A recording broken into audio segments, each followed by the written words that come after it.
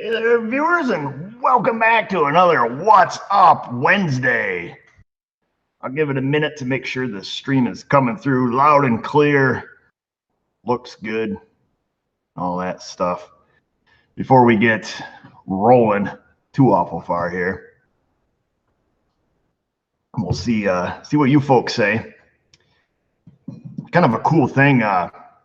Now that when it gets saved on YouTube, that they save the chat with it too, so it doesn't look like I'm just talking a bunch of mumbo jumbo, which it probably still looks like, but at least they can see your folks' comments. I think that's a pretty cool thing that YouTube did finally.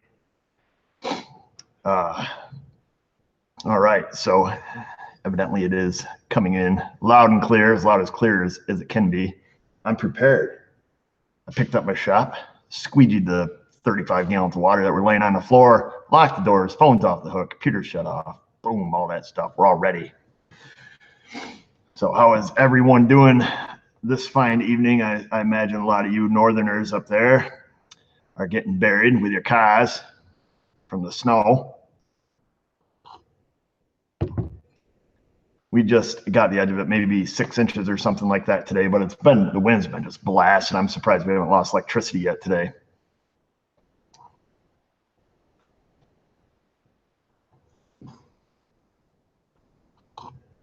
No, I will not be replacing this as O's timing belt today. It's only got 120K on it. Oh man, 74 degrees in Houston, that would be nice. It's pretty bitter out there right now. It's probably in the 20s, but like I said, the wind is just cranking. 92 in Texas? What? Are you serious? My parents just got back from Texas. They took a little drive down there for a few weeks in their motorhome to visit some friends and stuff like that. Oh man, black coffee, just in case anybody's asking, because somebody's going to ask and they want to see the cup. You got big bucks. Boom, full of black coffee. And that's it. We do have a mail call, of course, as described. Trying to think, got a lot going on in my brain right now. I have been trying to get you folks some videos. I have one already up on the YouTube and ready to go and, hit the play on it. I did use the old cam today, record you a new one on a Toyota 05-ish or so wheel bearing. We put the Harbor Freight half-inch gun to the test in that video to see if it would work with the hub tamer and see if it had enough beans to press the bearing out. You'll have to wait and see what happens. Wish I had some suspenseful music I could play right now. Dun, dun, dun. That's the best I can give you. Let's see. What else do we got? I suppose that's it. I've had a lot of work to do.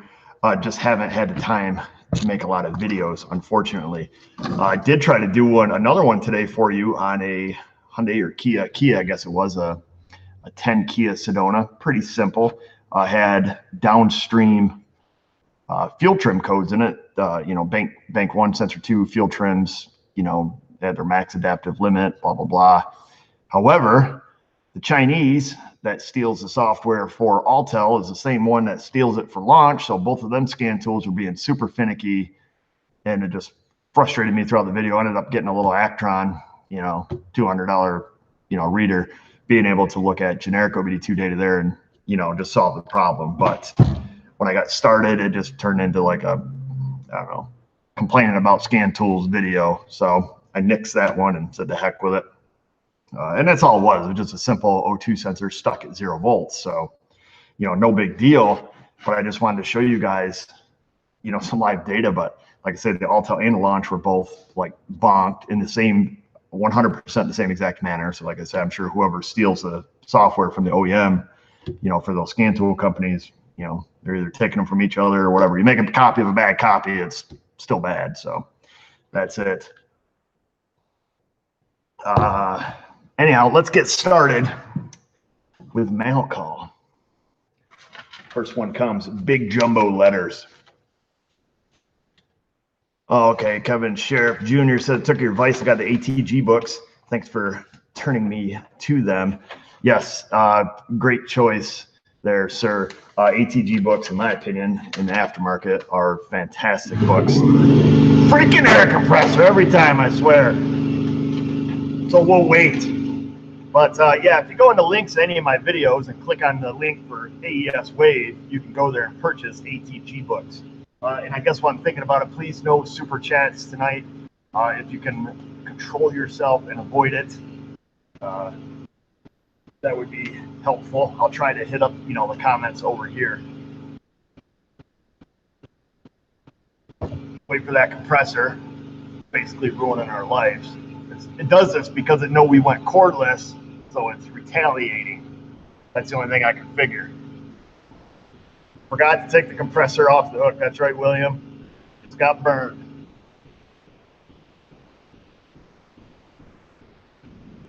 Oh, you like that snowplow video, Joe? There's a lot better snowplow, wrecks that they had 11 of them total. And that was a pretty easy one. That was just kind of half tipped over. Not a big deal. Yeah, I forgot to turn off the compressor. Yeah, next thing I know, the siren's going to be blowing. So anyhow, let's get started with the mail call before we were rudely interrupted by Ingersoll, I'll call him. It says, hi, Eric, the new super long go-through screwdrivers from Top Tool. I know you love them. I figured they needed a torture test, so I'm sending them to you, Denny. And he did. So as you guys know, I do fancy my Top Tool. Have a great time this week. Here's some beer money. He said no super chats, but I'm already committed. All right, well, I appreciate that. And I'm certain that we'll put it to good use. So these are Top Tool screwdrivers, and these are the through shank. So they're not really a screwdriver. They're more of a pry driver / chisel. And that's what I use all screwdrivers for. And these are the extra long ones. Now I already have a set of Top Tool through the shaft or through shank screwdrivers. I don't have them over here. The only ones I have over here are my regular plastic headed ones, which can take a pretty good beating. Now I will say this, if you guys are not familiar with Top Tool, not a sponsor, I don't work for them or anything like that. If this tool company came to the US or if somebody bought into the company and purchased a whole bunch of tools and started their own independent tool sales, it would absolutely drown Mac and Snap-on as far as quality and price. Absolutely phenomenal. Apparently very popular in Europe, but their fit and finish and quality of their tools is amazing. I've held on a lot of tools, and there's some tools that are decent. A lot of them are junk. These things are amazing. And like I say, I'm not just saying that because they're free. I wish they were more readily available in the US. Now I know Denny here personally, buys, a big lot of them, gets a crate shipped over or whatever, skid, and then sells them on eBay. I don't know a lot of people doing it. But like I say, if there was ever a Top Tool truck, the rest of the industry selling tools would suffer big time. Their sockets, wrenches, their air tools are just, the quality is just amazing. So, and I have absolutely pounded their screwdrivers, and I've yet to even chip a tip on one, or for that fact, wear out a Phillips head, which like the Snap-on Phillips heads, I can wear them out relatively quickly. Like if I have a Snap-on screwdriver versus Mac versus one of these, the Snap-on I'll destroy the tip on, yearly, I would say, using it a lot. I always wear the tips out on them. They do grip great when they're new, but they wear out very quick. So yeah, so if you guys are looking, that's the company, Top Tool. I've got quite a few of their tools. So, oh, hello, Sophie. She's the one that sent us the grease gun last week. So there's that. That's mail call number 1. No bad words, anyone yet? Well, you can say all the bad words you want. They just get flagged and then somebody bans you or deletes you or whatever. Top Tool is Taiwanese, pretty good quality. I got some of their wrenches and they are amazing. I would have to agree. I have a lot of their wrenches actually over here. So one of my favorites is this flare nut wrench. It's a 22-24 millimeter. This is my little oxygen sensor wrench. I don't know if that's what it's made for. That's what I use it for because it is it grips like a banshee. So I have those, and then they do make these offset spanners. We'll say it properly. So you can see the offset on that. This is 19 millimeter. you look at that and you think, well, how handy is it? Extremely. Okay, I'll put it in a nutshell for you. Extremely. And I got this set. This set goes from 8 all the way up to 22. Pretty amazing. You wouldn't think that that little offset would make all the difference, but it's amazing how much of a difference a little offset makes. We'll leave it at that. And then, of course, their standard wrenches are just wicked long. So this is, like their standard 19 millimeter. The finish is like a satin finish they put on them, but I have reefed on these on the open end where you take like a typical, like Joe Homer, like Craftsman, so this is a regular Craftsman made in America, USA built. You do anything with the open end on this, it's just going to spread right open on you. And this will give you an idea how this compares to your typical, Craftsman wrench. Not disrespecting the Craftsman, not a sponsor, but I'm just saying, I've used a lot of wrenches. These are cheap, and the ends will bend open on them. These do not. And I have a multitude of other top tool over on the other side. Wood wrenches or spanners for you folks across the pond, sockets, stuff like that. So, great stuff. Don't be afraid to buy it if you can see it just because it looks like it's cheap price or inexpensive. Let's see. Oh, their half-inch gun. I've got their half-inch impact. It's over on the other side. So I don't think Craftsman stuff's even made in the U.S. anymore. Isn't it all China now? I think. Pretty sure. What the heck do I know?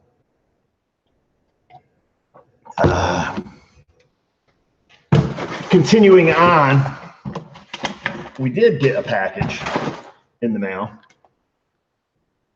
and it did not come with a letter, oddly enough, which is kind of odd because I thought this guy would typically send letters. And I know he doesn't like his name revealed, so I won't do that. We'll call him Hawaiian F-150 is his alias there on the YouTube. And he sent me all kinds of goodies from Hawaii, which is pretty awesome because he sent these before, and these freaking chocolate-covered coffee beans will get you tweaking.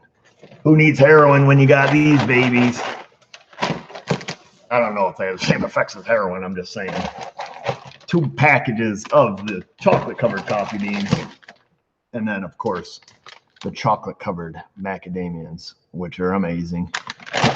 And then, what are these here? Maui cookies. I believe that's how you say it. Maui, or Moi cookies. A package of those. And another package of Maui cookies. These are the macadamia nut variety. And these are the coffee macadamia nut. Yes, please. I'll set them right there because we will indulge in those. And I've already started to indulge in what they call their island lava. Not made from real lava, nor are they a sponsor. It's Baker's brittle with chocolate chip and macadamia nuts. Light, fluffy, and probably not good for you, but I like it. So that's that. Thank you, Hawaiian F-150, if you are watching. We do appreciate that. Coffee money. Always use coffee money. I go through lots of coffee. Good for a morning poop. I don't know about that. Let's see what else. We have a fair amount of letters that came in the mail. We will be reading those momentarily. And then in this box, we have, I think I left a letter. I think one of the letters is associated with this box. From Mr. Todd O, we'll call him. He sent some AMS oil swag. Dun dun. Some AMS oil brake parts cleaner. We'll see how it rates. Oh, okay. Oh, wait a minute. So that's Steve. This package says Todd. Okay, so it must be I got 2 AMS oil packages. I'm sorry, Steve. We'll sort that out here, I'm sure, in the letters. Let me just see. I don't want to get this all goofed up. Ah, crap biscuit. We'll figure it out. We'll thank everybody. And then there is some AMS oil power foam. And that says carburetor and induction system cleaner. some MPHD heavy duty metal protector. So I'm assuming like a fluid filmish type stuff. I'm thinking Cosmoline type spray. Not 100%, haven't opened up and sprayed it. Let's do that. Because now we got to know what can we spray. We'll spray it in the box. I better take the hat out. Amsoil camouflage hat. Put it on when you don't want to be seen. Oh, I'm going to spray it. Don't worry. Let's see. Oh, it's going to be awesome. Automotive and trailer, undercoat, spare tire carries, battery terminals, tailgate hinges, handheld tools, snow plows, mower decks and blades, snowblower, skid steer attachments, farm machine, forklifts, metal gates, fences, and more. It says protects steel, iron, aluminum, brass, and copper. Yeah, fluid film, sheep fat. Yeah, she's lanolin based. I don't think this is lanolin based. A lot of bad names in the under the danger section. Multi-syllable words that I cannot read. Extremely flammable. You know it's good. Let's see. Oh, it's a yellowish. Oh, you know what? That's. Smell that. You can't smell it. I can though. It smells almost 100%. Like this stuff, the W.U.W spray and stay gel. Its base must be similar and or the same because it smells similar and or the same. Oh, flame test it. All right, we'll see if it's flammable. See if they're lying to us. It's flammable. You don't want to spray this on the bottom of your car and then go under there and have a lighter party. So it is flammable, that's for sure. Woo! Smells amazing. So bear that in mind. If you're spraying your MPHD metal protector on the bottom of your vehicle and you spring an exhaust leak and a fireball comes out, away goes the car. Insurance claim. I don't believe, I wonder if this is flammable. Contents are extremely flammable. Extremely flammable. That's on W.U.W. Fluid film. Just made from sheep. Extremely flammable aerosol. We got to do the flame test now, right? Anybody want to do the flame test? See this. We know this stuff burns. Maybe it's just the carrier for the product that burns. You know, I'm not a flameologist. Ain't no flames back here. So let's see.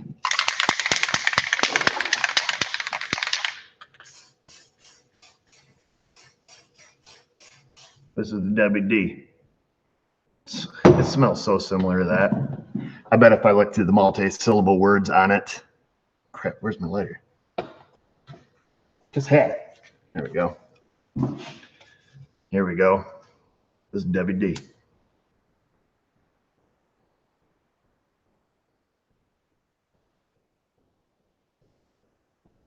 I think I started the cardboard on fire. We'll have to try that again. We'll do just the product. I don't want to drip it all over me.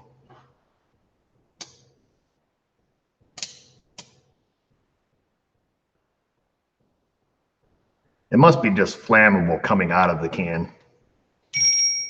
That's something to consider. Let's see.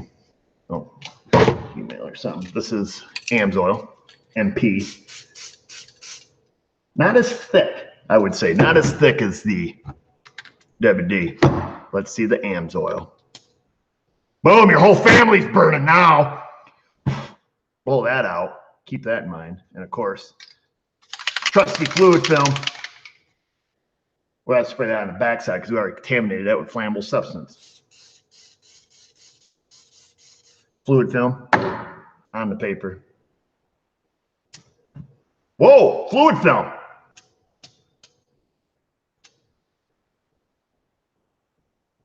Yeah, so it must be just the carrier for the product to get it out of the can that is flammable with that because it went up in a cloud of smoke. But the Amsoil stuff, whoo, burn, baby. We'll give it a second here. I'll let it lay flat. Let it air out its solvents. How did we get from malcol to lighting crap on fire? I'll waft it. All right, that's enough time. No, still burns. And it's dripping like napalm. Get rid of that. Woo. Okay. Bubbles of isopropyl. It contains hydrogenated base oils, heptane, propane, and butane. That sounds pretty freaking flammable. I assume that's a propellant. Vapor and liquid, it says, may flash, burn, and explode. Really? Imagine spraying that on your snowplow, driving down the road, drop your blade, a few sparks come up. Woof, all of a sudden, you're melting snowbanks. Am I still going to use it? Of course. But be mindful of that. And some AMSOIL firearm cleaner, which is pretty cool. I wonder if it is plastic safe. That is something you need to know. Step 1, ensure your firearms is unloaded. Well, duh. All right, for the cleaning of the brush, blah, blah, blah. Carbon dioxide. This uses carbon dioxide. I do not see right on it where it says avoid plastics. Let's see. Penetrates a clean fouling and powder residue from all firearm surfaces. All firearm surfaces. Providing bendability, protects from corrosion. We'll have to try it in a discrete area on a plastic firearm. Now, I also got some sweet AMSOIL stickers. We'll put on it. Put on something. So, Mr. Todd O, we appreciate this. And apparently, the other AMSOIL packages from a guy named Steve. So we'll put this in here before somebody bursts into flames. Hopefully the brake clean's flammable. Carbon dioxide. What? Not for sale in California, New Jersey. Oh, it's chlorinated. Ho, ho, ho. That stuff will kill you. And the ozone. That's what eats up our ozone. The chlorine gas, hydrochlorine. I can't remember. How am I supposed to know this stuff? All right, let's stick that to the side. See what else we can burn. So that was a pretty interesting test. That's good to know. You got to know what's burnable and what's not. Oh. What the heck did John Smith say? Oh, let's see. Let me view the deleted message. Ah, look at that. He's being a naughty guy. So we'll just go like this. Boop. Look at that. He's banned. Let's see. I gotta get my feedback up here. There we go. All right, we are back in business. Sorry about that, guys. Sometimes when people are naughty, you gotta give them the boot right in the behind. And Mr. John Smith, nice alias, has been banned. Here we go. This package comes from, oh, this is the other one. The other AMSOIL. This is also from Todd O. Gosh, I hope maybe the name he's using on here is that. Maybe it's Todd, but his real name is Steve. I don't know. More jumbo AMSOIL stickers, and I'm a sticker junkie, so these are going to go on something. Some AMSOIL decals down there. Oh, directions say let it cure for 24 hours. Okay. I didn't read directions. We just lighting it on fire. I'm sure after all the propellant wicks out of it, of course, we'd have to try that theory. Another small AMSOIL sticker there. I'm going to be all AMSOILed up. Don't use it, don't sell it, but I'm going to have the sticker. We'll stick that in there. Does it say let it cure for 24 hours? Let's have a look.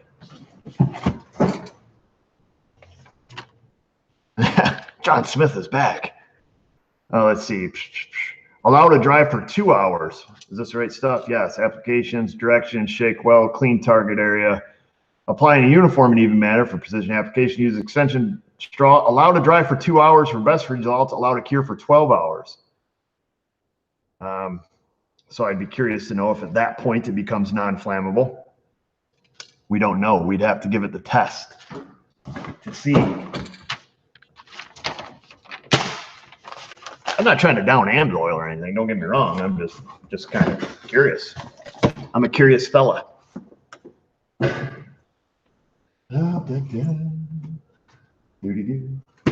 This one here is from Don B, all the way from CA. That must be Cali. It's Don from California. I shouldn't talk like that. I won't read it with my California accent because I don't even know if it's authentic. It's more like surfer. I think California. I think they can only surf on the Pacific and not the Atlantic where we live. Dear Eric and Vanessa. Oh, and he writes, Dear Eric and Vanessa, I really appreciate your channel. I discovered it last year while recovering from a broken leg. It's also nice that you leave the live streams up because not everyone can watch live. Your videos not only contain the best technical information, they have the right balance of humor.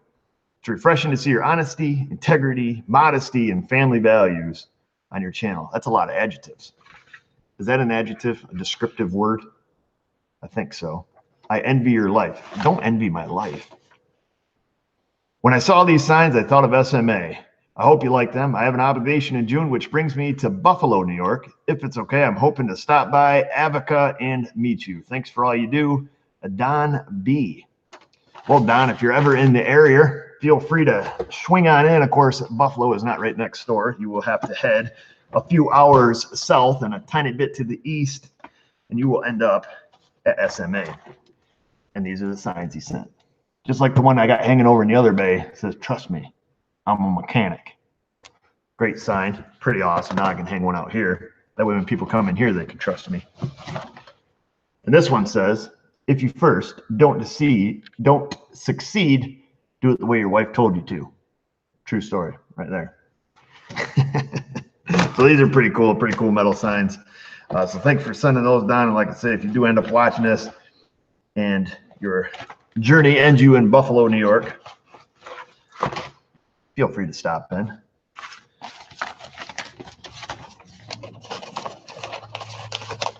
Stick that back in now. Stick that there so I don't redo. Don't do a redo. This one comes all the way from Holland, MI. Wherever that is, Michigan, Mississippi, Maryland. MI, Michigan. First try.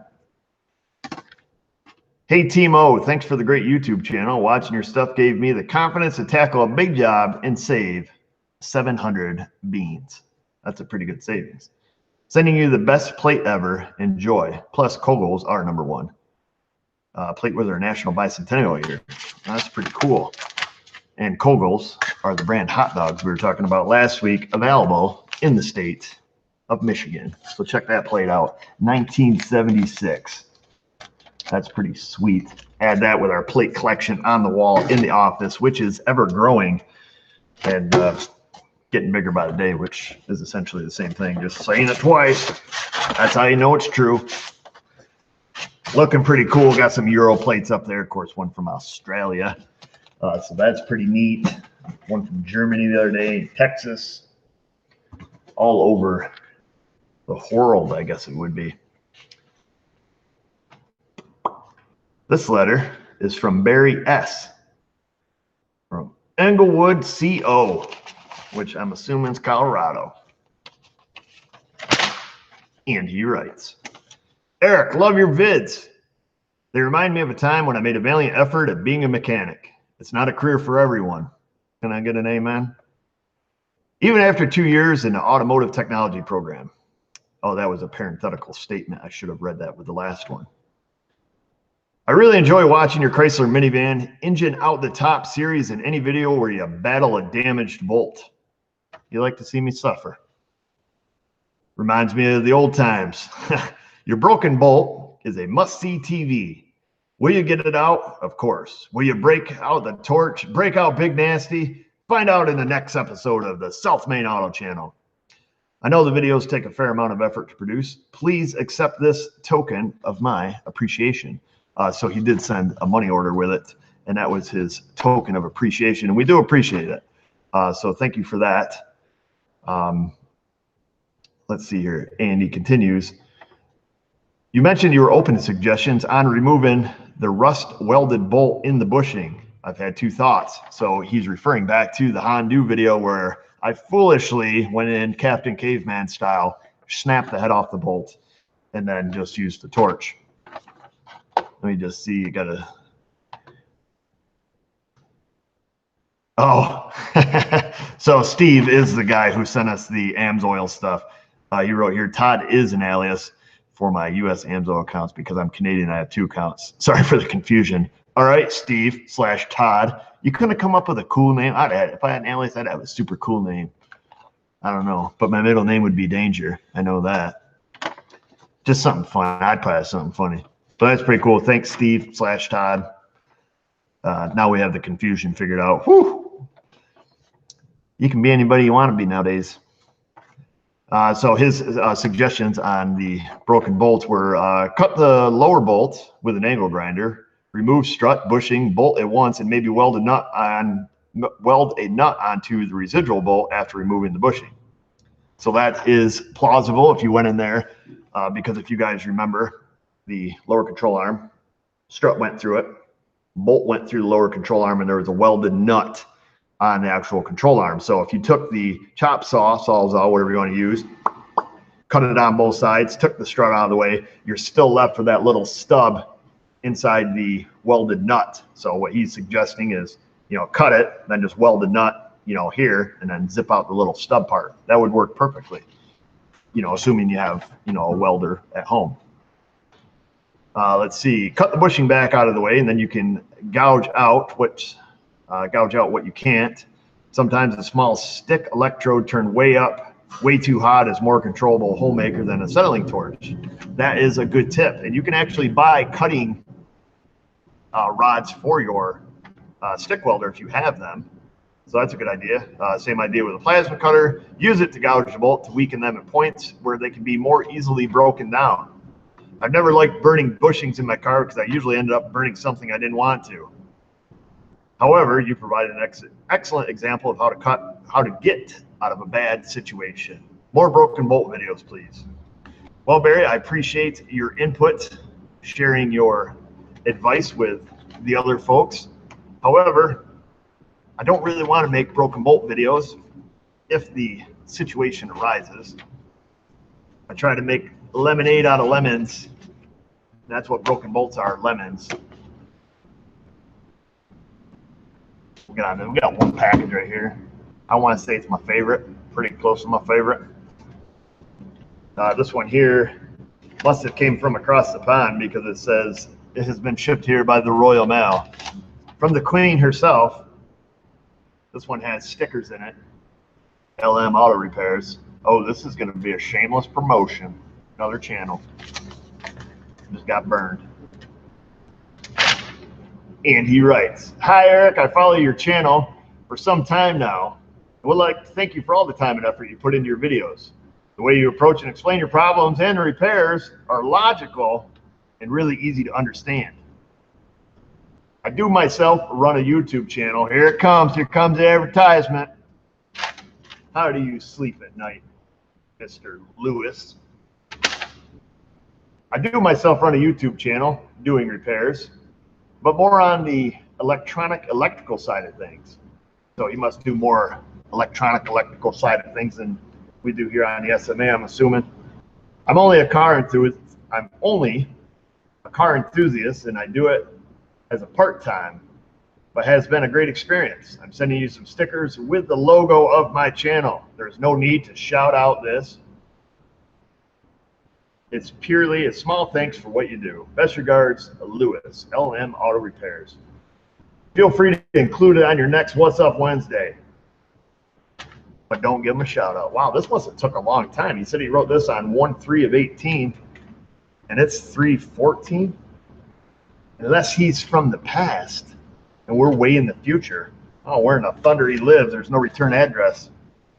but he's way behind the times if it took 2 months to get here.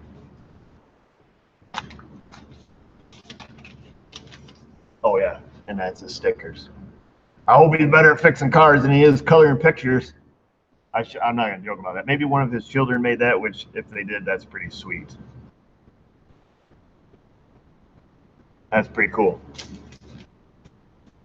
Shameless promotion. Ain't no shame. We give a shout out. We get the mail, we read it. What's this one from? Oh. Look at that. Look at the paper this one came on. It looks like I'm getting a letter from a lawyer. This is fancy. Let's see. Wow, so proper. And he writes, let's see, Eric Obachuka. I wanted to let you know that I've been watching your channel now for about a month. It has become an evening ritual where I pull up and see what new things you have to diagnose. You do a fine job presenting the material. Back in late '98, I moved from Ohio to Alabama and started a small car dealership specializing in European models. That sounds like a suicidal move to me. Coming from Ohio, I was amazed at how clean the cars were in this part of the country, and working on them is much easier, I assure you. Here, a car from South Florida is as close as we get to corrosion. You had a video where you serviced the all-wheel drive component on a Ford. In the video, you found the control module to be bad and noted that the part actually comes from Volvo. Incidentally, those units are known as Haldex units. Generally, it's a very reliable system with an occasional filter and fluid change as part of the maintenance. In your video, you mentioned that you don't work on the Volvos. Maybe you don't have many Volvos in your area, which is true. Thought I heard something. Oh, European dates are backwards? Now I feel like it's ding dong. Here, I'm thinking this guy living in the past. Actually, it was March 1st. That's why I fix cars for a living and don't write letters. I'm not a date examiner. They drive on the wrong side of the road and write their date backwards. Cray, cray. Let's get back to this fella. Blah, blah, blah, blah. Where are we at? Let's see. I assure you that they're easier to work on than domestic cars. If you get a Volvo and have questions, give me a call at 555-5785. I'd be glad to help. Volvos are easier than domestics? Maybe. I don't see them, so I don't know. I can't make a judgment call on that. Your work ethic is admirable, and I very much appreciate that you want the car to be repaired without any signs of the repair itself. I agree. In many of my vehicles, I personally do the work and also like every bolt to be in the right place and nothing broken. We sound like kind of two of the same guys. In the videos, I like seeing how you deal with all the rust issues. Why do people like rust and carnage? You're very creative on how you approach the work. I've never seen exhaust manifolds rust away from the engine block in this part of the country. Typically here, we put a little PVD blaster on a nut or bolt, put the socket on the exhaust bolt, and crack it loose. If I see anything over 1 year old, I get out the torch. I've never had to heat anything up here to get it to move. Wow. He said he's from Georgia. He sounds like he's living in heaven. I would never call your shop as a viewer for many reasons, as you mentioned in a recent video. I'm really starting to like this guy. I respect there's only so much time in a day, and with family, you'd like to spend some time at home with them and not work late every night. For that reason, I'm writing you so you can read this letter at your convenience. Continue to send the videos to the channel. You have a lot more domestic equipment than I do, since I rely upon my experience with Volvo and Mercedes to diagnose issues from past vehicles. It's not terribly scientific, but a snap-on tool and a DVOM gets me by, along with two tool cabinets. I'm learning a lot more about circuit diagnosis from watching your channel. I wish you continued success as I remain yours truly, Anthony. And he is the MBA CEO president. Well, that's pretty awesome. Thank you for the letter. Fantastic paper, by the way. super heavy, very professional. Even the envelope is printed out all pro-like. I should get into doing that. But I don't write many letters, so it does look good. I'll give you that.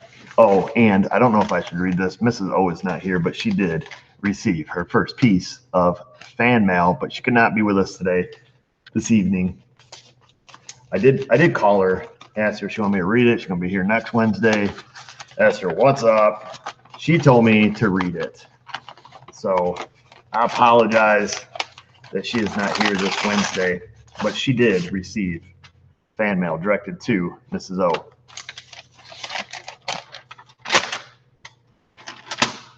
From Levi. No last initial, just Levi. Maybe the guy who owns the jeans company. You never know.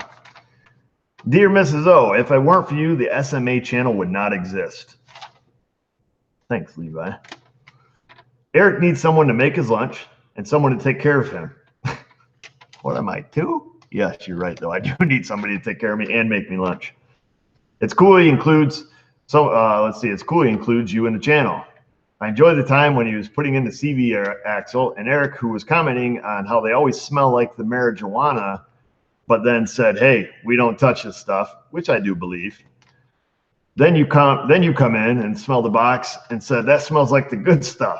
That made me laugh real hard. So then Eric had to conclude the video over, explaining again and again that you don't touch the stuff. Haha. You guys are both professional, and I do appreciate that. I wish a shop as good as yours was in our area. No one in my local area can diagnose anything. It's pathetic. Keep up the good work. And Eric is very fortunate to have you. All true statements, Levi. And we appreciate it. I know Mrs. O appreciated it because when she read it the first time, she was giggling. And so that was pretty cool. So thank you, Levi, for sending that.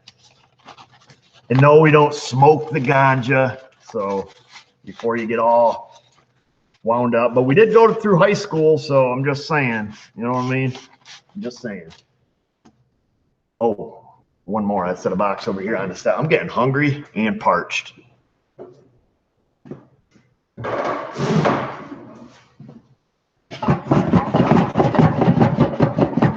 Everybody knows what that is.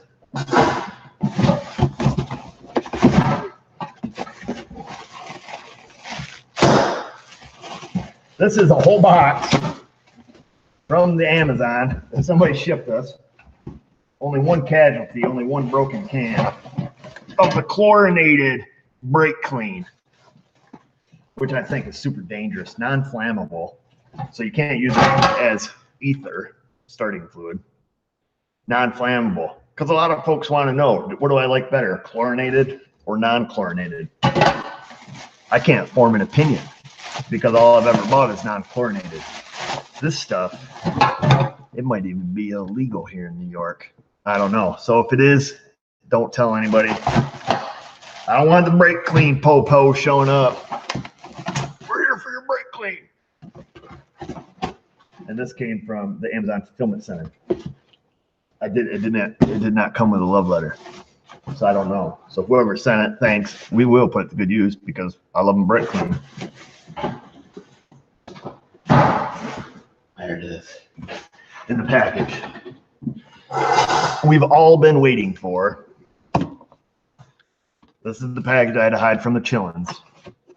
And this comes from Sabrina and Chris. And then I mentioned to Mrs. O, I said, Sabrina and Chris, huh? How come his name isn't first? Because that's typically how it goes. Mrs. O enlightened me that she's the one that orders the stickers. The Sabrina lady. Sabrina orders them. She puts her name first. You want your name first on the sticker list? You got to order your own stickers, Chris. That's all I'm saying. And they are from the VT. I'm assuming that's the Vermont. You guys are going to love this. Because I know I do. And he writes, Dear Eric O, here is some maple goodness for you from April's Maple, which is just 5 minutes down the road from a house here in Cannon, CANANN, BT. I'm a 25-year ASE Master Tech here at the local Chevrolet dealership. We won't make any Chevy jokes right now. I think the way that you run your business and how honest you are is something that people can learn from. You do things the way they should be done. Hope to be able to meet you in person someday. I didn't include any maple candy as I didn't want to piss off Mrs. O.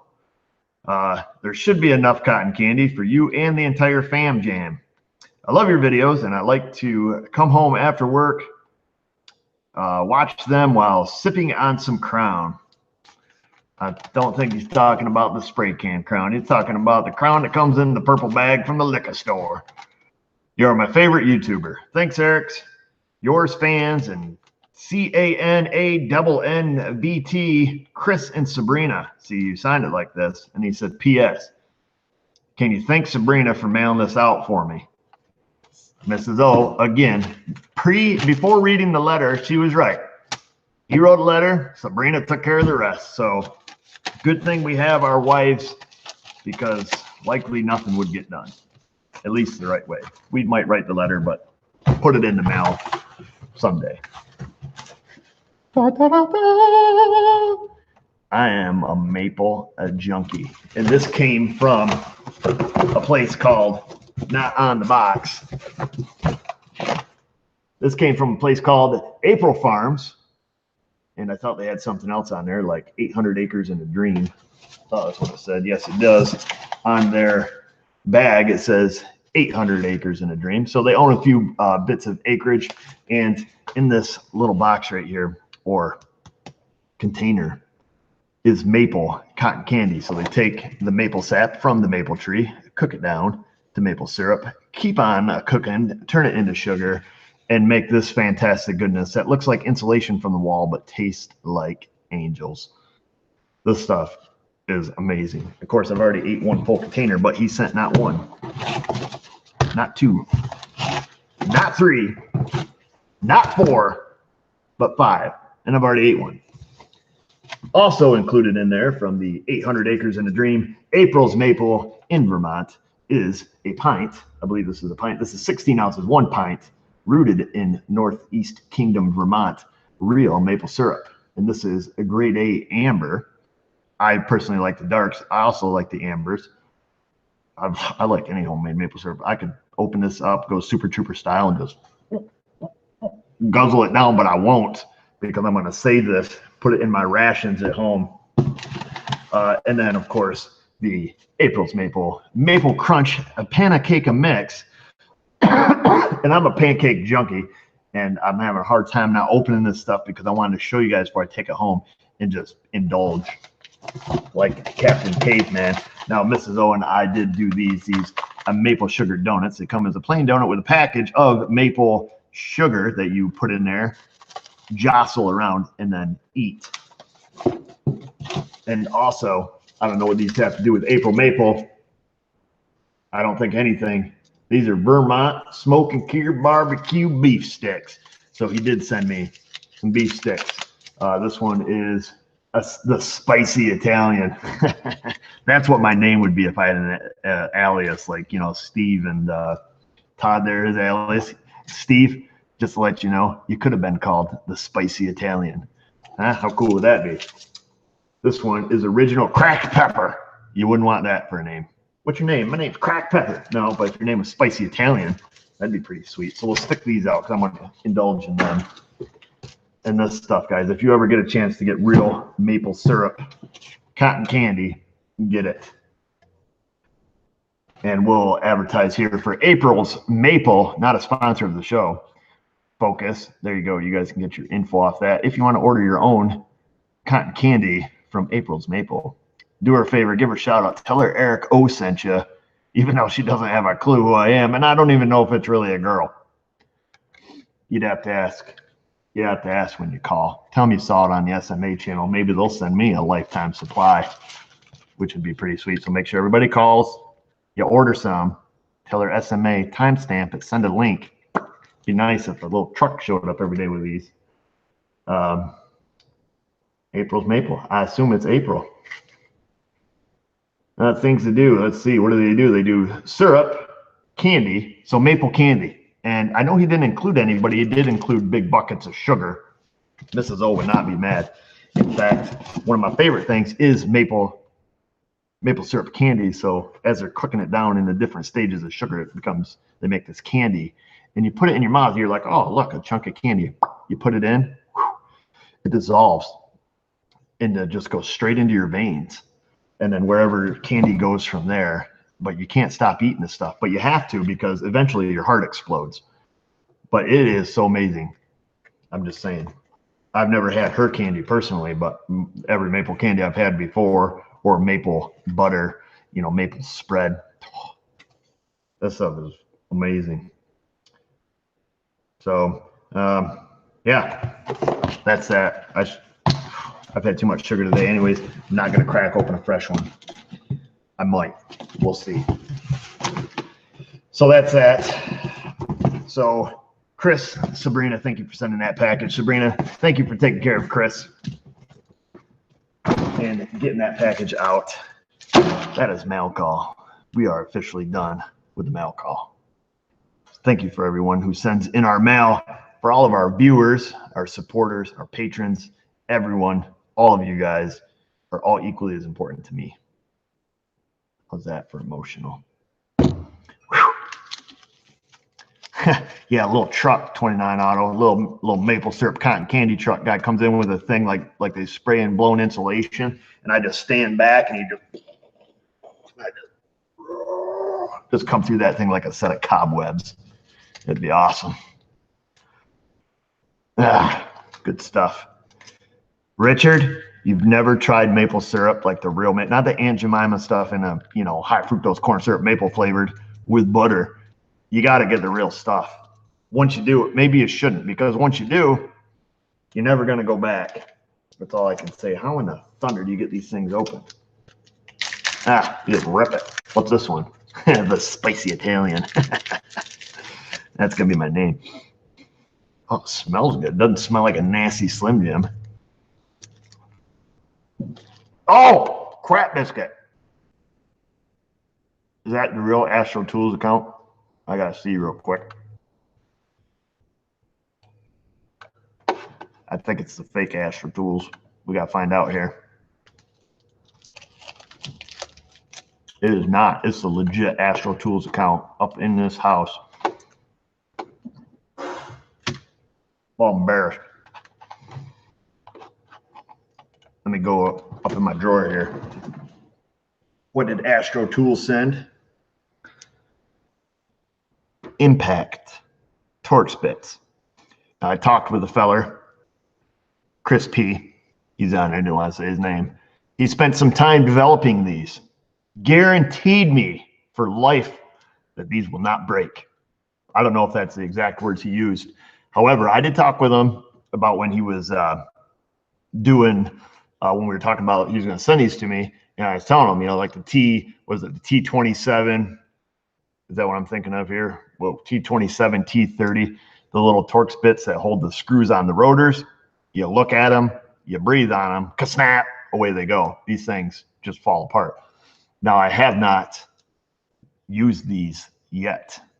However, I'm going to, because like you take your standard Mac, or Snap-on T25, T27, like I say, you breathe on it, it breaks. They shatter like glass. Supposedly, these don't. We'll see. Put them to the test. If it's like anything else they make, it'll work. Man, this spicy Italian is pretty freaking awesome. Now I'm all embarrassed. I got to think. Did Chris send me anything else? Hit me back, Chris, if you did. I purchased some tools this week, and I'm embarrassed to say that I'm not 100% sure. I know I got this. Oh, man. I feel like a jerkwad. Yeah, Astro Tools did me a solid on that. Also, there's something else I got into making. It's hush hush. But you guys will see it when I get it, because we're going to have some to give away, but I can't tell you what it is. Think about that for a while.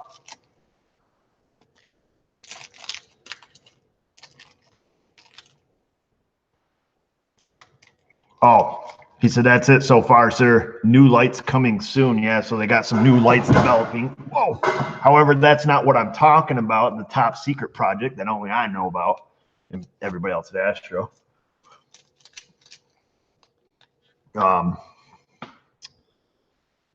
Tim Bosco says that he's got the U-joint and ball joint press and it works nice, which I do also, which amazes me because it's a fraction of the cost of the OTC one. I was extremely skeptical at first when I got it. I'll be honest with you.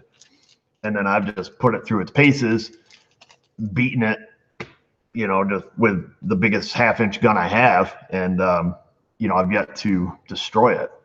It's pretty amazing. You should charge more, Chris. That's all I'm saying.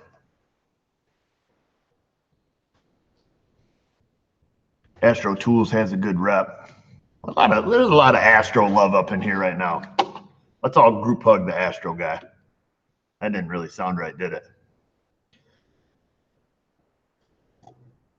Am I talking about the new wrenches? I'm not. Hard knocks. I didn't know they had a new wrench. I did do a Facebook shout out to Astro the other day using, where they're at, right here. I tell you what, man, these things are pretty good. These are way better than most meat sticks you eat. You're like, oh, that was nasty. Oh no, you're all right. Butt in. Steal the thunder, pal. Nobody listens to me anyways. I did use the Astro flank bites the other day. I just spit a piece of fennel. That is a piece of fennel, in case you guys aren't familiar with fennel. Very common spice used in sausage making. The fennel came flying right out of my mouth. So I used this little guy. I had a wheel nut that was just being miserable. I took this on there, smashed it on all angry style, whoop, zipped it off, all zippy zap. It is on my Facebook. Put some pictures of it there. Gave a shout out to the guys at Astro flank bites. They're awesome. You don't use them all the time, but when you need them, it's good to have. And of course, they also have, I think we did a video on these. They're flank bite wrench set or flank bite spanners. Did I air hammer with Big Nasty on it? I did not. I air hammer. I grabbed my little hammer here. Oh, here it is. Whoa, that's my toolbox. I grabbed my little hammer, give her one whackaroo, drove it home. Gotta wipe the smudge off this. There we go. Oops. Man, I should clean my tools before I put them away. So these are their flank bite wrenches, and they have that same style end. It bites. They have it on the open end also. However, it only bites in one direction on both ends, which it is offset. So it only works one way. So hopefully you don't need it like this, which I haven't been in that situation yet. But I would rather have this offset than a straight one, is what I'm getting at. I think we have these in a video. I'm pretty near certain. You have to dig through my library. Just go to my page, my YouTube. Go to the little thing that you ask questions in. What the heck's that called? I don't know what it looks like. Looks like a thing where you click to ask questions, type in flank bite. It'll take you right to them. Oh, no. Oh, yeah, Eric, I agreed. No offset's the way to go. You can't have it all. But however, they've done me well so far. So far, so good. Thankfully, I don't need them all the time because I got a torch. Man. Well, you guys refer to me as the spicy Italian from now on. That's going to be my alias. Just like Steve and Todd. That's so American.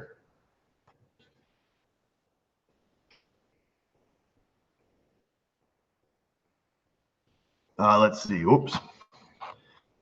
Mugsy, my dog. He writes, Eric, Ford 3-valve 5.4 spark plugs that break, like all of them do. Your video used a tool that punches the ceramic into the cylinder. Have you ever used a tool that you glue pin in ceramic and pull it out to get the metal piece? I have not used that personally. However, I do know, I believe that's the OEM Ford style when they first came out. Uh, for tolls and gas. $2.90, man, it cost me $15 across the bridge, man. I believe that was the Ford method, the little glue stick method. I do have a new tool for the 5.4s I've yet to use that actually pulls the porcelain out. I believe it's a Lyle tool. I don't know if it's Lyle or OTC. And of course, since I've bought the tool, I haven't seen another 5.4 3-valve yet. Went through a whole spiel of them there for a while. You know, did lots of them. Sometimes they came out, sometimes they didn't. You know, it's a common engine to break the spark plugs in, as you all know, or anybody that's, you know, in this industry has worked on them. If they weren't common to break, Ford wouldn't have made the tool. And then, of course, ultimately redesigned the mess. Oh, I get the balance when I get there.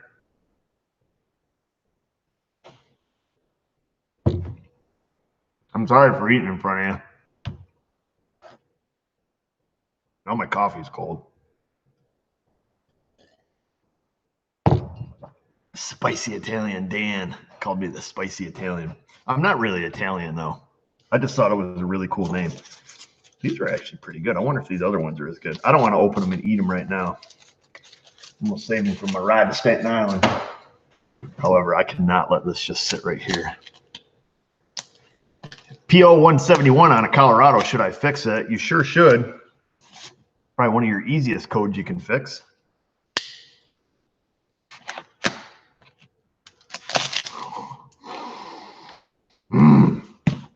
That's so good.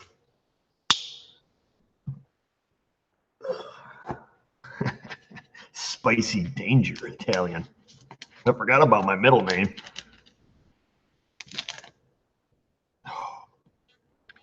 Oh my gosh, if you guys could smell this stuff. I'm so going to eat this in front of you and not feel bad about it. Oh, look at it. Look at the fluff. Look how fluffy this stuff is. Oh. Oh. Oh. Oh, it just melts in your mouth. Oh, I can't stop. I can't stop. This is like being at the fair without all the weirdos.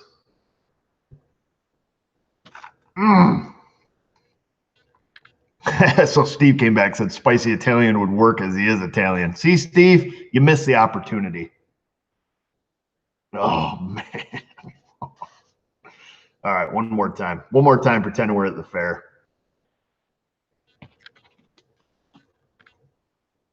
Oh, that is so freaking amazing. You guys got to go. Make sure when you call April's Maple, you tell her SMA told you to call her. Maybe she'll call me. Say, hey, little truck's on its way there with the insulation blowing apparatus full of cotton candy. That'd be awesome. Ah, so good. The people of the Steuben County Fair. If y'all ain't been to the Steuben County Fair, it's better than Walmart. I'll be right back. I'll shut the furnace off.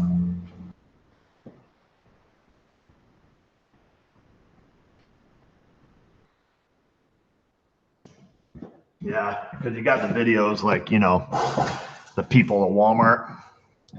If I did one on the county fair, your minds would explode. I can go there, which I don't. I haven't been in a few years.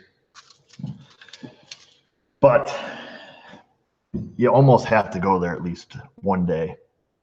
Usually on like wristband day, whatever day it's the cheapest to get in. And you will see people that you didn't know existed. I'll just leave it at that. It's worth the trip. It's worth the price of admission. Find yourself a bench and just sit down and enjoy. You will not regret it. You may leave having lots of questions. Oh, these smell amazing. Coffee macadamia nuts, all the way from Hawaii. Its own little island, part of the U.S. How come there's interstates in Hawaii? Ever asked yourself that question? An interstate in Hawaii.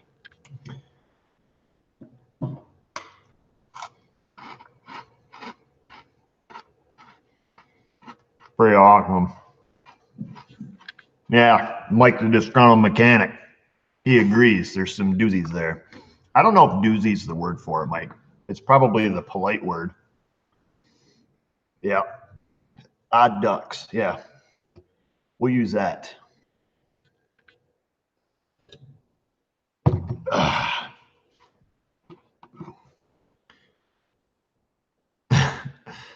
Let's see where we're at here. Whoa.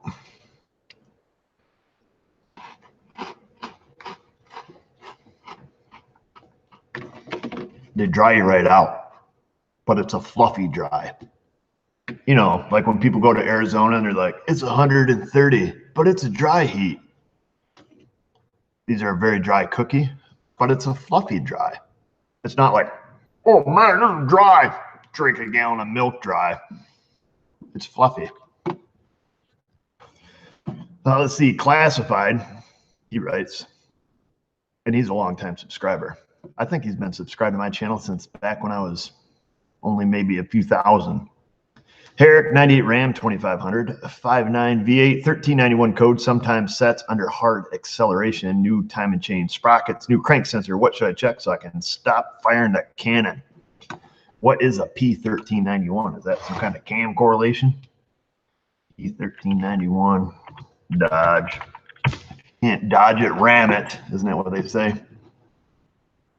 Cam crank signal intermittent is what that says. Well, if that's the case, I'm assuming at some point I would have to look up code setting criteria for it. I just Googled that code. I would assume that it's exactly as stated. You have a cam or crank sensor signal, cam or crank signal that's becoming intermittent at times, particularly under hard acceleration. See, the crank sensor on that should run off the flywheel.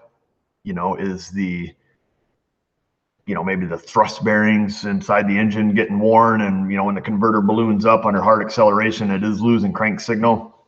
I don't know. If it was me, I would throw the scope on the cam and the crank signal, drive it under the conditions in which the code set, excuse me, and see what happens. See, you know, is it going wonky? Are you losing it? Or what's the case? You know, that would be my approach. Assuming, you know, after I looked at code setting criteria and seen that's what it was, you know, whatever condition it looks at to set that code, that'd be the first thing I looked up. If it is for loss of signal, I'd be scoping on those signals and seeing what's going on. Yeah, dealership sensor only. Yeah, I agree with that. And that's from Lucifer. I don't know if I agree with that guy, but yeah, OEM sensors on the crank and cam sensor on that vehicle. OEM sensors on Chryslers in general.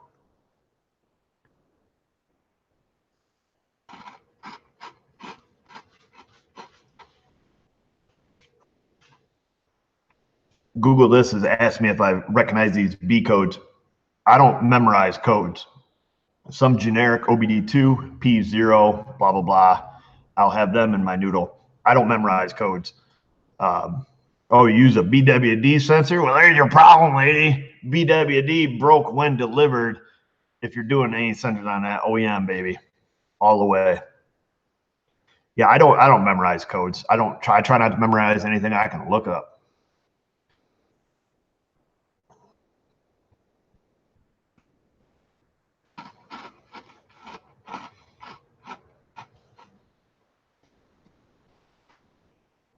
We've already covered what we're eating, Beverly. Where the heck you been?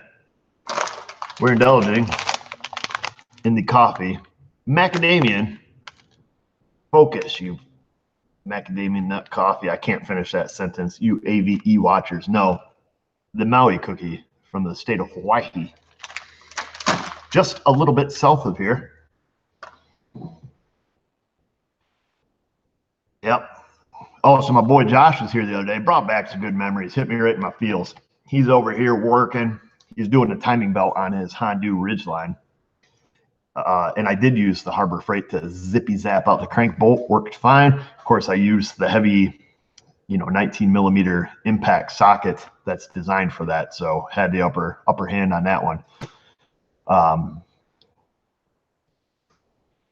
Man, that wind is cranking out there. Boy, it's creaking the old building here.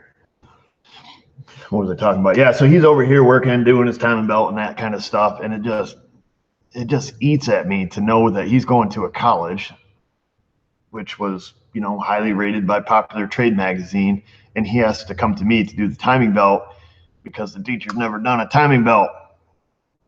That blows my mind. The boy's going to college. I feel guilty now. Like, oh, you're going to college. Yeah, and you took a class on carburetors? Really? I don't know. Whatever. I guess it takes all kinds. I don't know what they teach in these colleges nowadays. Yep. Now, I ain't going to tell you the name, Kenneth, because I'm not here to slander. Mom said, you ain't got nothing good to say? Don't say nothing at all. Well, zip it. Zip his zap. Local school. We'll leave it at that. And the thing is, a Honda 3.5 timing belt, Shimon, okay? It's almost as easy as Subaru. Subaru, 45 minutes. Honda 3.5, hour and a half. That includes changing the water pump. I'm talking gravy train. Whoop, whoop. All aboard. Now everybody's gonna be like, why didn't you do Mrs. O's? Well, because I sold Josh Mrs. O's timing belt kit. Again, it's the 6th time I've sold her timing belt kit.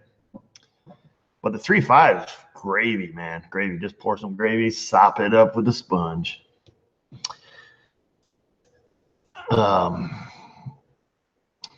Let's see.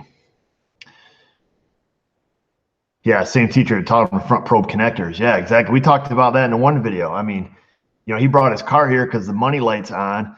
And, you know, I think we talked about this. Yeah, we must have talked about this in our live stream if that fella knew about it. Because, you know, he brought it here. I mean, the thing had VTEC codes, cam timing codes, map sensor codes, mass airflow sensor codes, coolant sensor codes. I mean, this thing was littered with codes and intake air temp sensor codes, just all kinds of codes. And I start checking stuff, and it's all pin fitment problems. So then, you know, like, bing, little light came on. So envision like a little light coming on over my head. I'm like, did this kid go through and front probe these with like a screwdriver? Yeah, well, close enough. Come to find out in their class, they were told to front probe with T-pins. And if the T-pin falls out, shove it in deeper. Well, as much as you want to, it's not always good to shove it in deeper, particularly with a T-pin on a connector, because it costs me, you know, quite a bit of time. Well, not a lot, you know, a little over an hour to, you know, unhook every connector, disassemble it, you know, refit the pins, do a drag test on them, reassemble the connectors, put it back together. It baffles me, you know, why in the heck is this teacher telling him this stuff to front probe? Front probing's fine, totally fine with the appropriate size pin. You know, for crying out loud, buy the kids you know, an AES WaveU test kit. Show them how to use it. Show them how to pick the right pin. Show them what happens when you front probe the connector with a T-pin. So it's that stuff just kind of, it just pisses me off because, you know, he's paying money to go to school and this is what they're teaching him, you know? And there's like, oh, you're going to leave out of here making $30 an hour working for BMW. No, you're not, kid. You're not leaving out of that school and making $30 an hour working for BMW. You might work for BMW, but you're going to be changing oil. That's how the cookie crumbles. Speaking of cookies, they just give them false hope. And it's frustrating to me. You know, no test light. Test lights are illegal in that school. You can't use a test light because you're going to ruin the computer. But it is mandatory that they have a power probe. Okay. What do I want to give an inexperienced guy or a guy coming up in his? It's not his fault he's inexperienced. He has experience. He worked with me. The last thing I'm going to hand the kid who's not 100% sure what he's doing is a freaking power probe. Good tool. It has its purpose like all tools. Give it to a rookie. Let them start front probing. Oh, what's this button do? That's what that button does. Makes that little sound. That's the transistor exploding inside your ECM. Yeah. Oh, power probe 3 or 4. I can't remember what it was, but he is not allowed to have a test light. If he does, it has to be an LED one, which is about as handy as tits on a bowl. You know what I'm saying? So, yeah, the ECM kill button. And nothing against power probe. I've got the power probe hook. I got the power probe 3 or 4 or whatever. They're fine. They're completely fine. You will not ruin an ECM with a 250 milliamp incandescent test light. Jaron said he'd poop on his desk. Yep. When I retire, I should get a teaching job. I probably shouldn't go because I hate people, and I will sure as heck want to work with a bunch of kids getting all mouthy.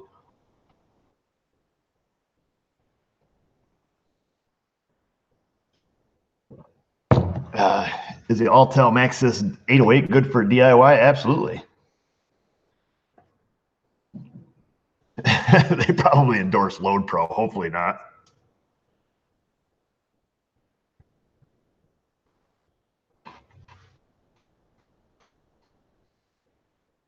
U-Scope 150 or a Pico 2-channel for 250? Oh yeah, get the Pico for sure. Nothing against U-Scope, but I'd definitely get a Pico 2-channel for 250. Yeah, so it's just kind of frustrating, some of the stories. I mean, he really likes it. He's thankful for his experience that he had working here. You know, when he goes there, of course, when he was here, he was my brake line guy. You'd show him how to flare brake lines, show him how to do brake lines the correct way, all OEM, factory bends, put it back where it belongs. No questions. We don't do the zip tie, hocus pocus, point A to point B crap. So when he got there and got in his brake, you know, segment of the, you know, show or whatever it is that he does there, I guess he was like the man when it came to the brake line business. He's like, let me show you guys what's up. Of course, he'd put on like, you know, 1,000 feet of brake line when he was here. So he had that nailed down pretty quick.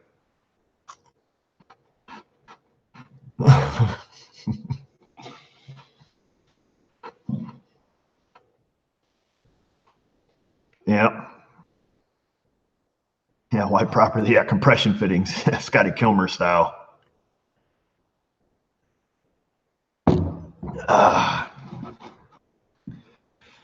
Let's see, Robert Bartolomeo. A friend has a 97. It's always a friend. Yeah, I'm asking for a friend. No, it's okay. I believe you. A friend has a 97 F-150 with a 4.6 Triton with a spark plug that blew out. Imagine that. The old Fords, like these 2-valvers, would blow the spark plug and coil right clean out. The newer ones, 3 valves, you can't take the spark plugs out. Any suggestion on what to use to fix it? I've seen insert kits for Triton engines, but I'm unsure it'll work for the 97. You're going to make me go dig through my archive of tools. Let me go see if I still have a kit. I'll be right back. I'm going to take my cookie so nobody steals it.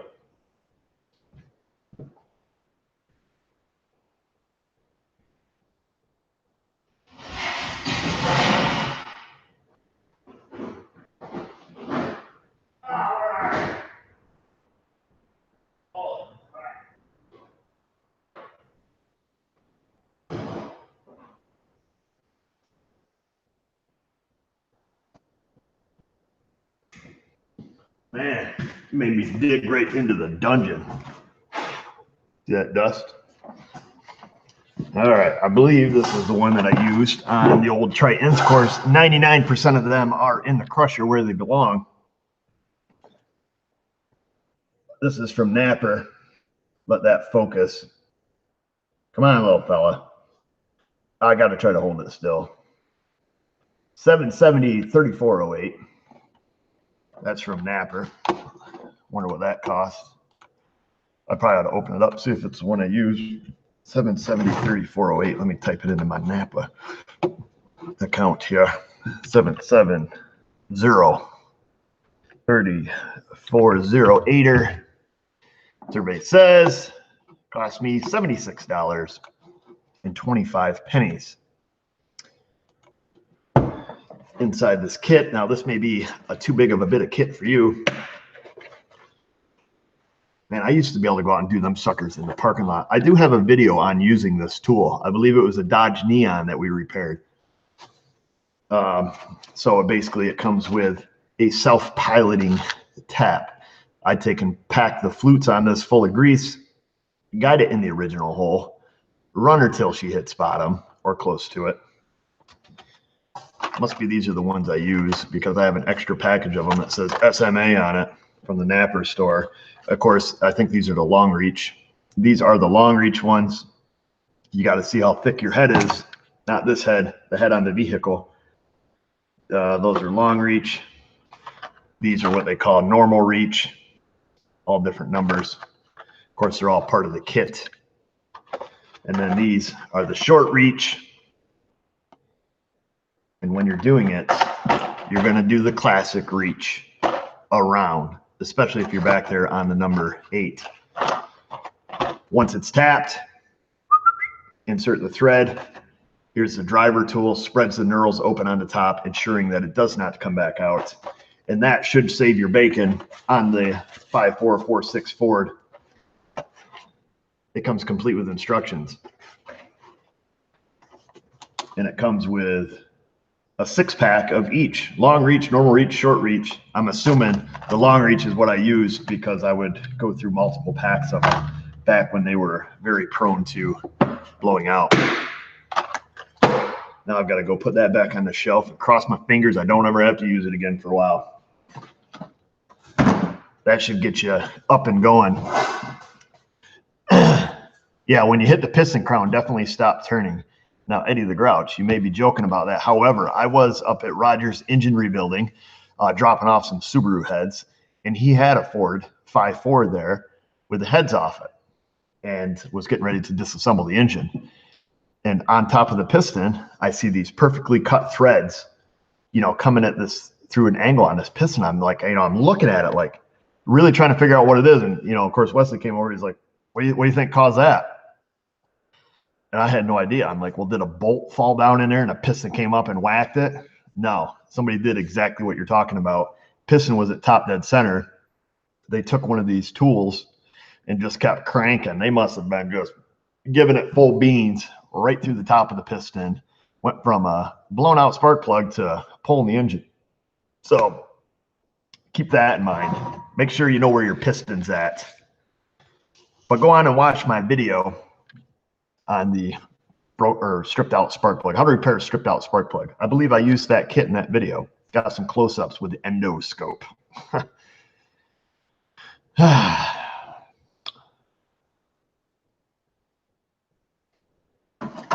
think, man, for some reason I'm thinking I got another kit for Fords. No, this is the one I use because this one, the tap has the 3/8 square cut in the back of it to use on extension. This is the one I used. This is it. I've used this one on lots of stuff. I do have another kit though. TimeCert kit, very expensive. TimeCert makes some fantastic products, but you're going to get your pocketbook out.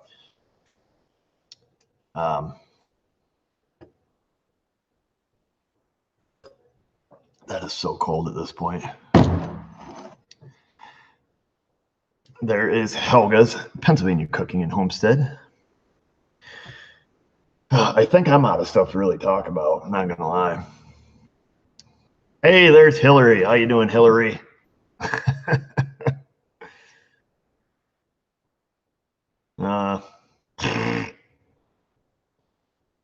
This is a loaner kit. That is a loaner kit at AutoZone and Advanced. Do they have loaner kits for that kind of stuff? I don't know. I've never borrowed any of their tools. I have no idea.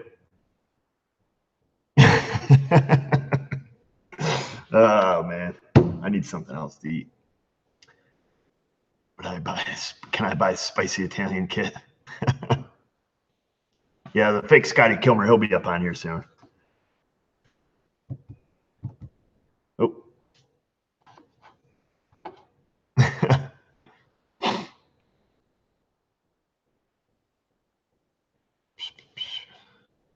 Why are we watching? I don't know, little cabbage. I don't know why we're watching. There's 1,400 people sitting here, and I've actually run out of things to talk about. We did mail call.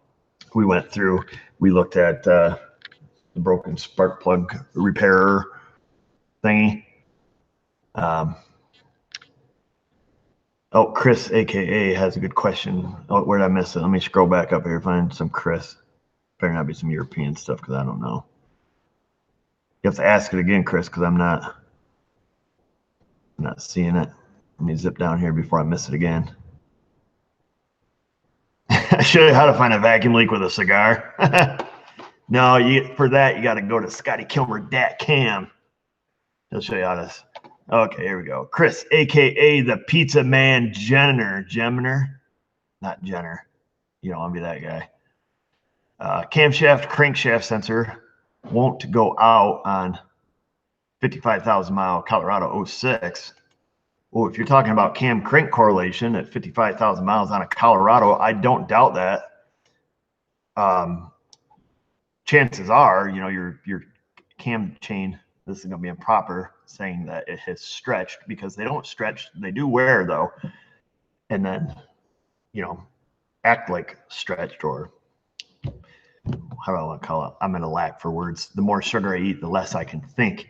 So chains don't stretch, like, you know, pull it and stretch, but the pins and pivots wear, making its overall length longer. I wouldn't doubt at 55,000 miles that, you know, the Colorado needs timing chain set. However, so you don't have to change the motor out. No, you don't have to change the motor out, but you better plan on like 11 or 15 hours worth of work of pulling the timing cover off and replacing the phasers and all that business. However, don't just blow the parts can in that based on what I assume it is, because it's an expensive fix and you have to buy all OEM parts. So that's the advice I would give you on that. Get it scoped, have them do a cam crank correlation on it with their lab scope, compare it to a known good, which, you know, I have known goods on those for the 4.2s, 2.5s, 2.8s, 2.5, did I say that right? Yeah, the 2.8, 2.5, and 4.2, and the 3.5. I've got known goods on all of those. They're big time problem childs. Did a video on one of them. Let's see. What problems have I seen with the Ecotech engine? Like the GM Ecotech? Yeah, GM Ecotech. That's what Robert Mullen. The problem I see with those, sometimes people are driving along, chain falls off, motor blows. That's one of the biggest problems I see with them. Typically from lack of maintenance. They will usually rattle long before the chain goes flying. Oh, okay. You know, typically like I said, the Ecotechs, they'll sound like a little diesel engine. Those are most of the rattling. People are like, that radio driving along. Forget that noise. Next thing you know, you're hoofing it. They're kind of little junkers. If they're taken care of well, they seem to work good. Keep up on the maintenance. Like anything with VVT and timing chains, change the freaking oil. It's as simple as that. It's as simple as that. There's really nothing more to say, because that's the main problem, you know. And manufacturers with their ridiculous service intervals, like, we can go 15,000 miles on an oil change and you never need to change the oil, even though it only holds 4.8 quarts. You drive it forever. No, you can't. You wear it out. Change your oil. Oil's cheap.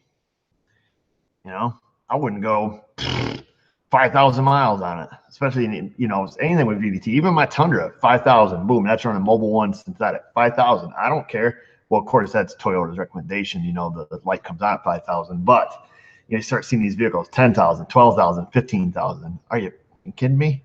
You know, seriously? And the Tundra, I mean, that thing holds 9 quarts of oil. So, yeah, I know. But that's my thoughts. If you have a VVT engine, GDI, change your oil. Cheap insurance. Why everybody's got to go super extended oil changes. Asking $7 grand for a motor on that. The Colorado's not worth $7 grand. Huh. Well, that's just my opinion. Oh, let's see. Change my oil on my Ford every 3,000. Yeah, exactly. That's what I'm saying. You know, you're better off overdoing it than underdoing it.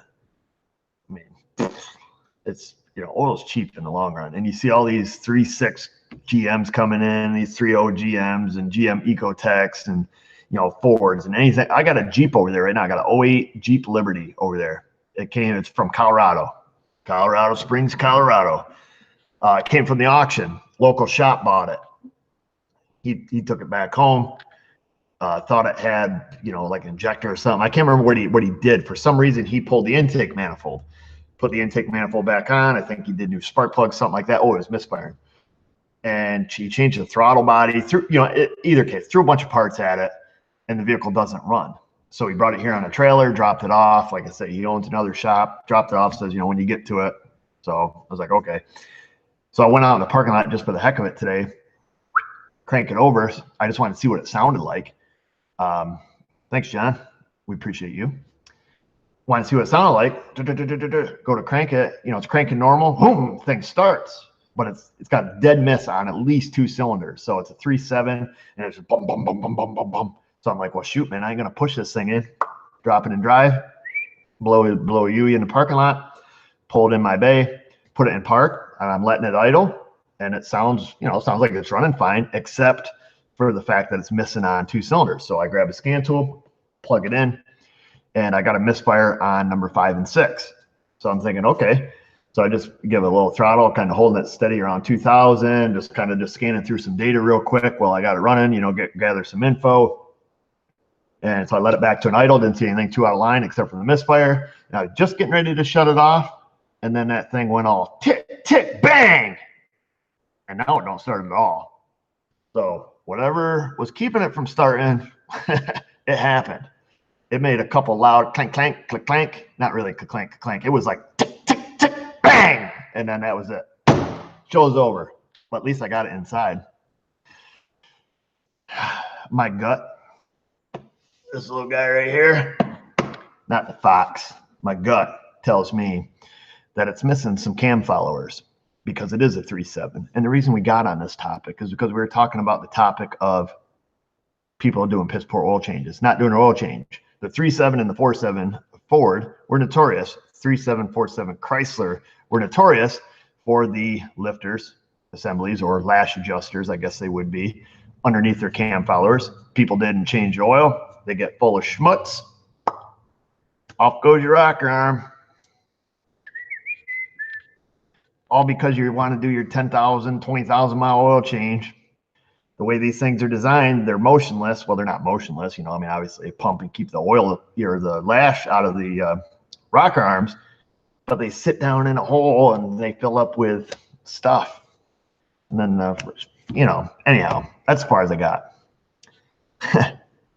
Beverly Romer wants to know, what did the Fox say? Oh, Beverly, you ain't gonna make me do it, are you? What does the Fox say?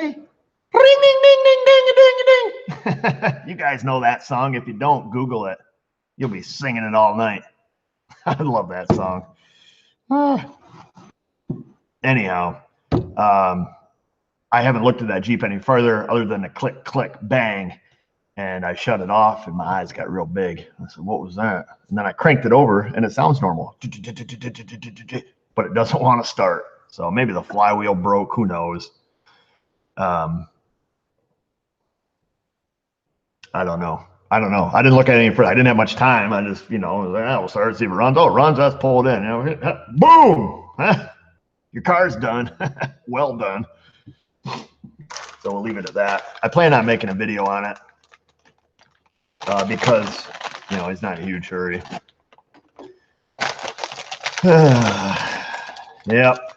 Yeah, probably the exhaust. Yeah, that's what I would think. So the big problem with them is, besides the crap that gets in the lash adjusters, they got a valve carbon issue. The valve hangs open. Boop. Rocker arms off. It's just a crappy design, but it is a Chrysler, so we expect.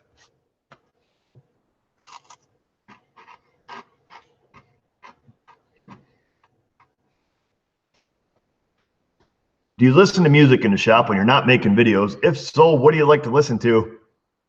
Oh, Kenneth, the Fox video is not creepy. It's a great video, especially when, yeah, it is kind of creepy. I'm not going to lie, but it's a great video. What do I listen to? Depends on my mood. Some days we're cranking it up, 90s alternative, okay? Rocking out to my youth.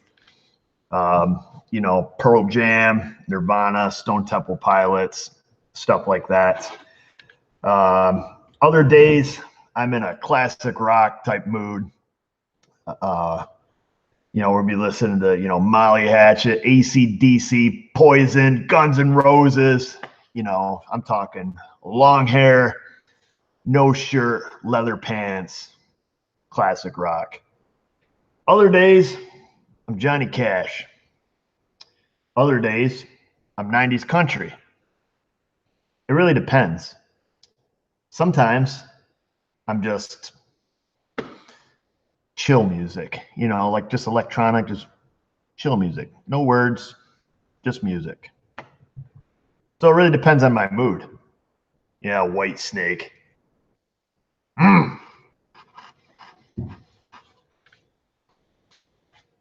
So that's what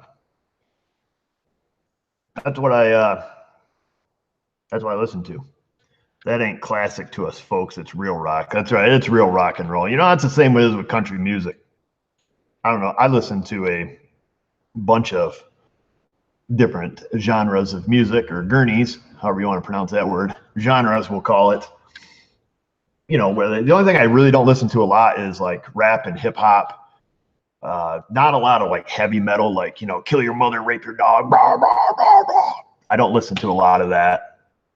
But I do crank up the classic rock. Get the lead out. Led Zeppelin. So I do like that. That's probably my favorite genre. But in regards to the country music nowadays, it sucks. The 2018 country music sucks. It just sucks. It's not country. It's not country music. It's, and you ain't got no steel. You got to have steel guitar if you want to play country music. Period. I'm talking George Strait style country music. Randy Travis, Clem Black, country music, man. Back when it was for real. So I'm just saying. Yeah, it's country pop is what it is. So 90s country. If I'm gonna listen to country, it's 90s country. Where that steel guitar, twang, twang. Yeah, I love that steel guitar. All right. Call of Duty, Final Fantasy or Call of Duty, Panda Man. Ring of Fire. Hank. Luke Bryan. I'm Luke Bryan. Why you sound like your nose is plugged, Luke Bryan? Oh, Alan Jackson. Love that man. Yep. Drive. Alan Jackson's song Drive is one of my all-time favorites. It hits me in my feels. And he wrote that song when his dad died. So it's a great song if you guys haven't listened to it. Oh, Waylon Jennings. Just a good old boys. The singer of the Duke song. If I had to pick a TV theme song for SMA, what would it be? That is the best super chat I've ever received. Wow. What would be a TV theme song for SMA? Or just a theme song in general? I am not a Garth Brooks fan, Frank, that you mentioned that. What would be a good theme song? Three Wooden Crosses, some classic Randy Travis right there.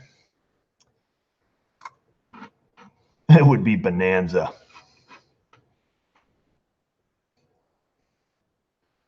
The A-Team. The theme from Cheers. I miss Cheers. Kenny Rogers. Probably my favorite Kenny Rogers song, the classic, The Gambler. Know when to hold 'em, know when to fold 'em. That Collective Soul. There's some 90s alternative for us. The theme from Cops. Bad Boys. That song. AC/DC's Highway to Hell. Yeah, we could have that. We could have AC/DC's Highway to Hell. We could have the entrance. I've already dreamed this up. I just didn't want to say it. Somebody else did. So the song starts out, right into a guitar solo. Hell's Bells, I think, would be the better classic ones, because when they, I could come through the door, shoot off some bottle rockets, come in. I've always wanted to do that, but I don't know where if I start setting off fireworks in here, it could get real quick. So the theme song from Mighty Mouse. Here I come to save the day. Why am I doing this to myself?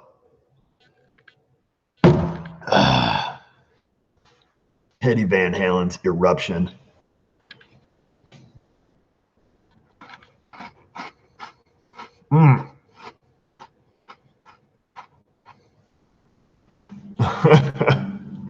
The Beastie Boys playing some Brass Monkey. Brass Monkey. So you love that song? Oh, now I'm singing it in my head. Where he went to the locker, grabbed the Spanish fly, went over to the girl, put it in a cup. Over to the girl, yo, baby, what's up? I love that. That was a great song by the Beastie Boys. Intergalactic Planetary, another great Beastie Boys song. Yep, the old Beastie Boys. You gotta fight. You know, where they fight for their right to party. Another classic. I did like my Beastie Boys growing up, so yeah, you guys are bringing up.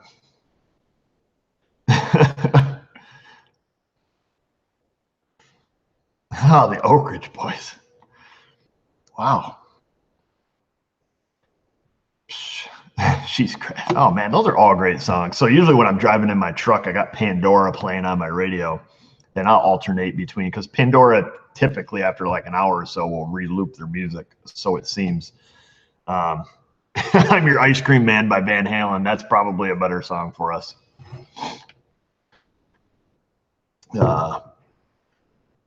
Leonard Skinner. Oh man, there's so many great songs we could have for a theme song. So DVD, DMC, I really don't know. It would depend on my mood the day walking through the door what the theme song was going to be, I guess is what it comes down to. And it may change even by the job. You know, if we got this certain job, we might have to crank up some music. Unfortunately, all we can use is royalty-free music, which is nowhere near as good as the real stuff. It's like buying an OEM part or have Dorman. One's great, one sucks.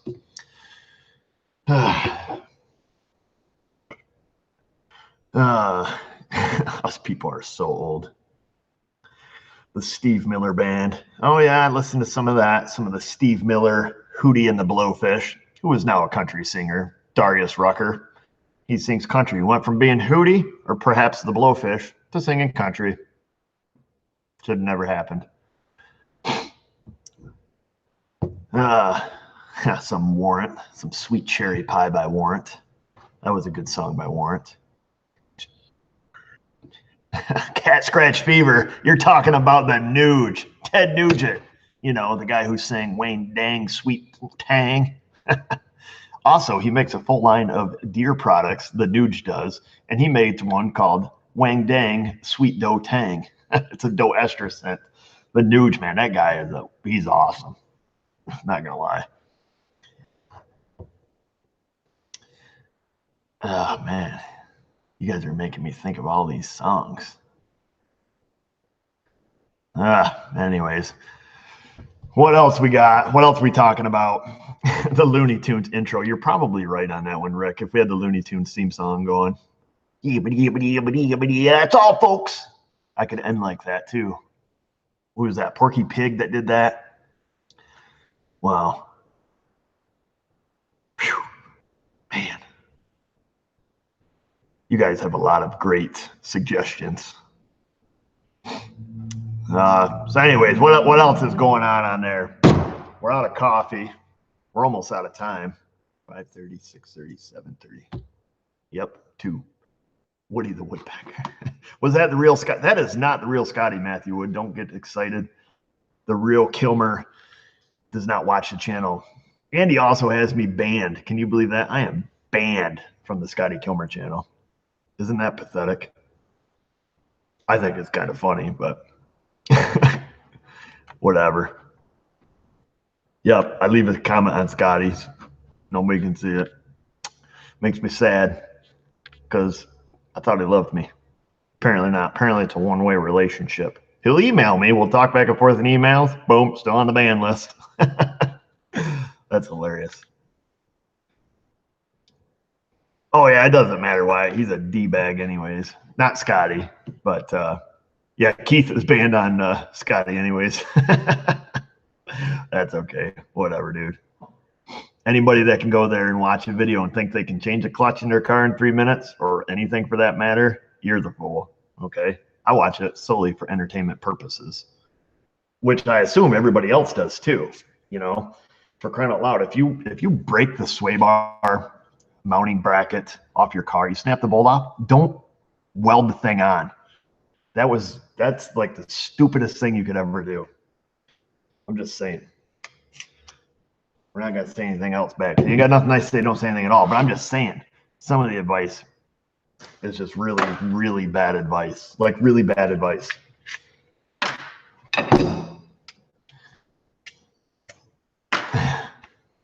Has ETCG banned? No, he ain't banned me. We're tight, man. We're like glue. I don't think he's banned me. No, he don't ban me because if I comment on his videos, which I often do, I can get a response, or he'll respond back, or I'll email him, stuff like that. Oh, it's 2.5 minutes, not 3. Sorry, Beverly. Yes, if you think you can change an engine by yelling and screaming and jumping out of a garbage can, it's not going to happen. 9mm, 40 or 45. Yes, all 3. Do I still have the control arm that Eric the car guy gave me? I do. I still have the infamous welded ball joint. Yeah, I did see that he almost burnt down his car. That would be a shame. The amount of time that he has put into Oliver, which he named his car. Yeah, if that thing burnt to the ground, that would suck. I feel super bad for him. But it didn't. He saved it. Can Autel do the cam crank relearn on a GM like the virus? Absolutely. It can do that, Jeff, and about 100 times more things than the virus. So, yes, it can do a cam crank correlation to answer your question. Classified, again, right below that comment, he writes, any experience with loud power steering on an 06 Odyssey, tried new and used pumps, tried a different reservoir per TSB, and changed the pressure hose going to the rack. 260K on the van. Time for a rack.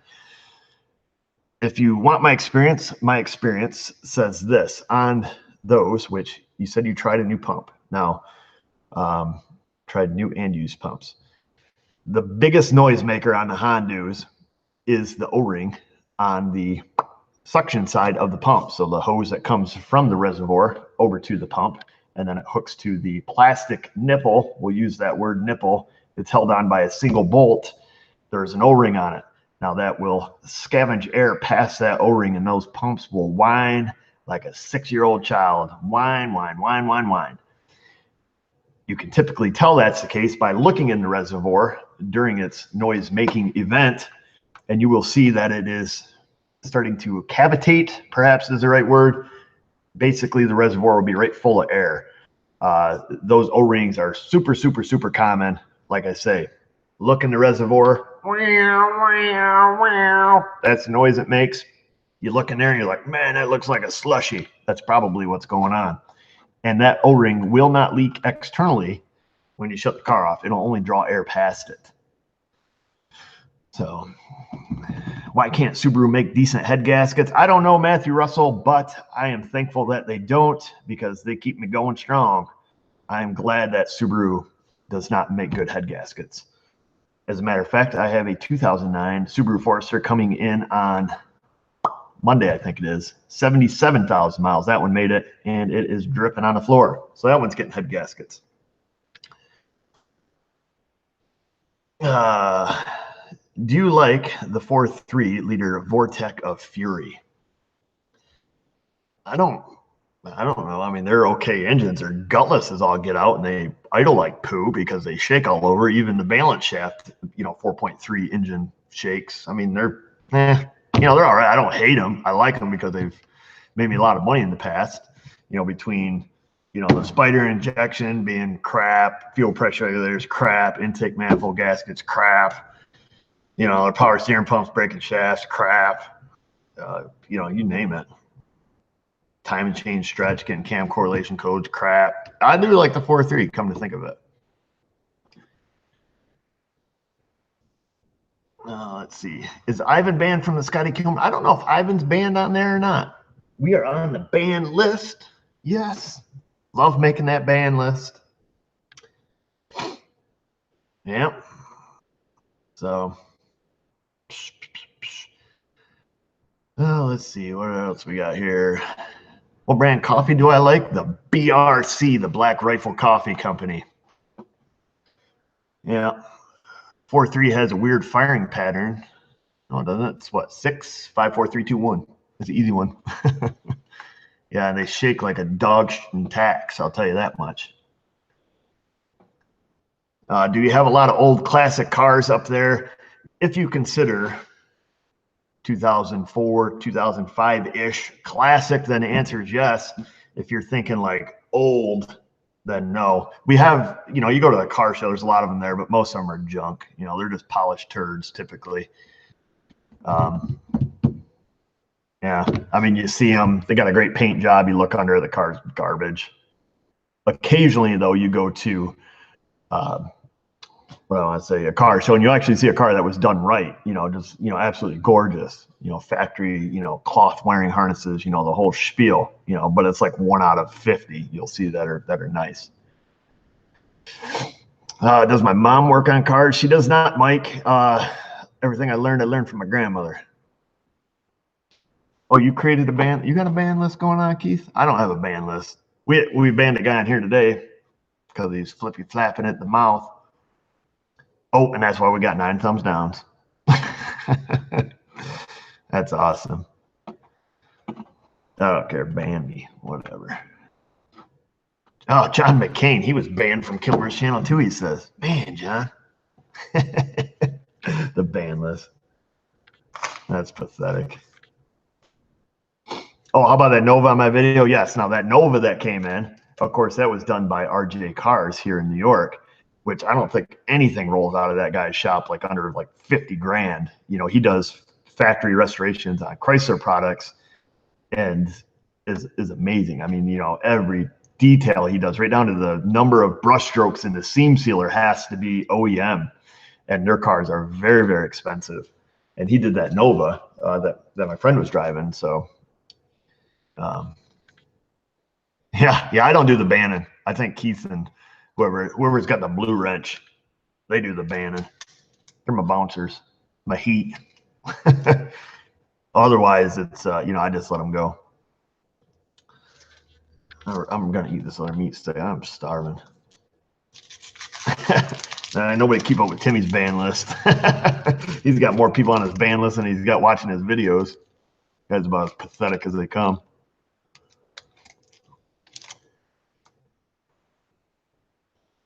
All right, Richard, Charger 440. We will see you at TST. I'll be there, or B Square.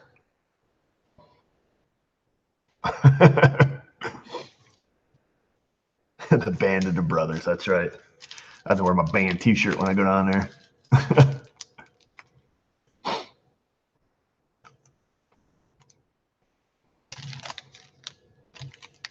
I like the spicy barbecue. No, the spicy Italian. Much better than the barbecue. The barbecue is good. It has flavor. It doesn't have the Slim Jim stink. But I did like the spicy Italian better.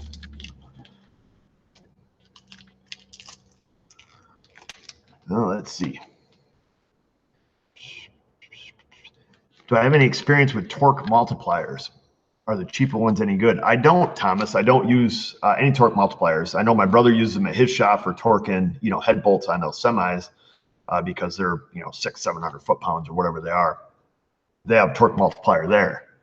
I don't use one here. My torque multiplier. Well, I do. I have one torque multiplier. Actually, I have several. That's my torque multiplier.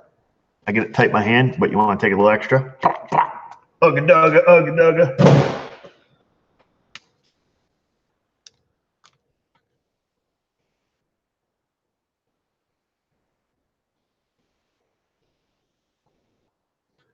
Do I have any of the Black Rifle Coffee Company mugs? They're pretty cool. I don't, 6'5" Creed. I don't. Mrs. O, of course, being my lady, she goes on and does the coffee ordering, and we're on a schedule with them. They send coffee every so many weeks or something. The coffee shows up. So yeah, no, I've never. I haven't been on there to check out their swag. What's the price on doing a time and chain on a 3.6 Impala? You'd think I would know this right off the top of my head, but I don't. You have well over $1,000 into it. I'd have to look that up for you, though. Can a bad rear shocks cause a U-joint to wear out fast? I don't know. Perhaps. I really don't know the answer to that question, David DMC. I don't know what causes U-joint wear quicker, if it's the constant changing of, the angles, or if it's, high load and torque that, wears it out faster. That's a good question. I have no idea. I'm not a genius.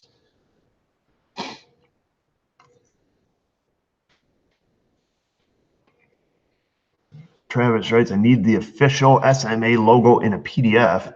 Want to send you something with the SMA logo on it. I don't know if I have it in a PDF file. Yeah, neutral drops. Let's see. Oh shoot, if I did, it would be on my other computer. I would have to take a look and see. Yeah, if it changes the differential angle, yeah. I mean, I know, if the thing is constantly bouncing and the angle was changing all Willy Wonka style, but does that cause more accelerated wear versus, high load torque and, neutral drops? I don't know. How to prolong the life of a timing chain on a 3.6? Change your oil. We already talked about that.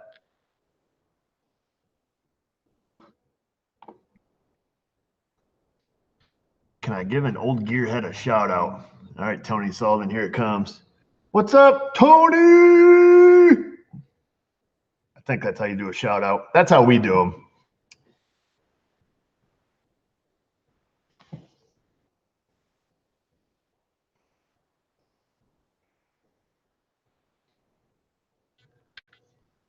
Why do people get banned? Everyone has a right to their opinion, but as long as they don't call for violence or crimes, let the world see how stupid they are.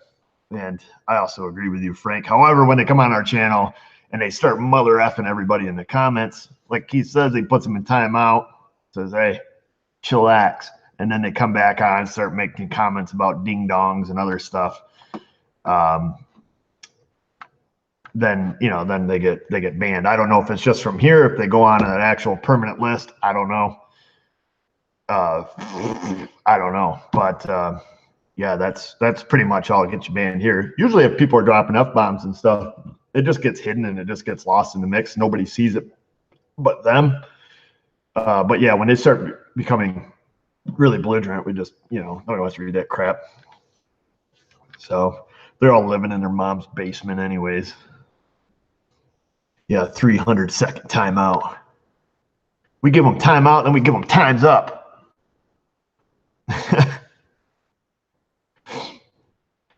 Do any of my kids have a flair for mechanics, Eric, or is it only the missus? Actually, Roby, that's kind of interesting, Roby. The missus does not have a desire for mechanics. She doesn't like working on her own stuff. Sometimes she has to because I didn't. And I don't know if any of my children will pursue this or not. Hopefully not. Hopefully they get better jobs, get an education, and can do better than I have. That's what I hope for them. I will not make any of them work with me. However, if any of them, any of the boys or Trinity want to learn this stuff, I'll be happy to teach them. However, I will not force the hand in this direction. John Miller, he writes, 07 Chevy Malibu 4-cylinder, any good? We just had this discussion quite a bit earlier in the chat. We were talking about the EcoBang GMs, and I will just give it to you in a nutshell. We'll put it in a little nutshell. I should do this is me in a nutshell, that type of stuff. They're good as long as you maintain the service on them. They have their timing chain issues. The water pumps are a pain in the butt to change without the cam holding tool or the gear holding tool. They do have their issues, but yes, they're okay. They're not great. However, if you have one, and I've already made a decision to buy one, change oil a lot. Eric, what's up? Got a 3.7 in my Grand. How can I make it last? One of the biggest problems with them, I change my oil every 3K, and that is your best bet you can do. Accessory 0919MC, because that is what plagues the 3.7. Again, chain drive engine, BVT, piss poor design on cam followers, The other thing I would do is the periodic induction cleaning on it, you know, to keep the gunk off the valves from the PCV system, because their PCV system on those is garbage, you know, clogs up the exhaust and intake valves, build up a lot of carbon, even though they're not GDI, they're, you know, they have a lot of carbon issues. So I would promote, in this case, an induction service. And I usually only promote that on engines that are notorious for, you know, for that, which those 3.7s, 4.7s are. I think if you do a little bit of Googling, you will also, you know, find that to be true. Have I ever seen one vehicle out there that does not have a problem? Actually, Robinsons, I have. You may have to Google this, but there is one of the highest, or one of the most popular, most sold car in the world. Very trouble-free, extremely fuel efficient. It is the Little Tykes Cozy Coupe. Very few problems. Other than that, I would have to say no, but that is one of the biggest selling automobiles in the world. Very trouble-free.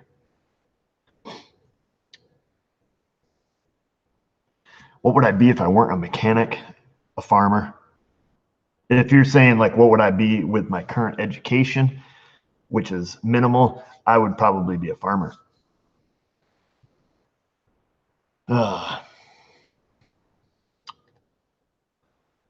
Yep. A Little Tykes Cozy Coupe. Yugo or Corvair. How about a nice pair of shoes?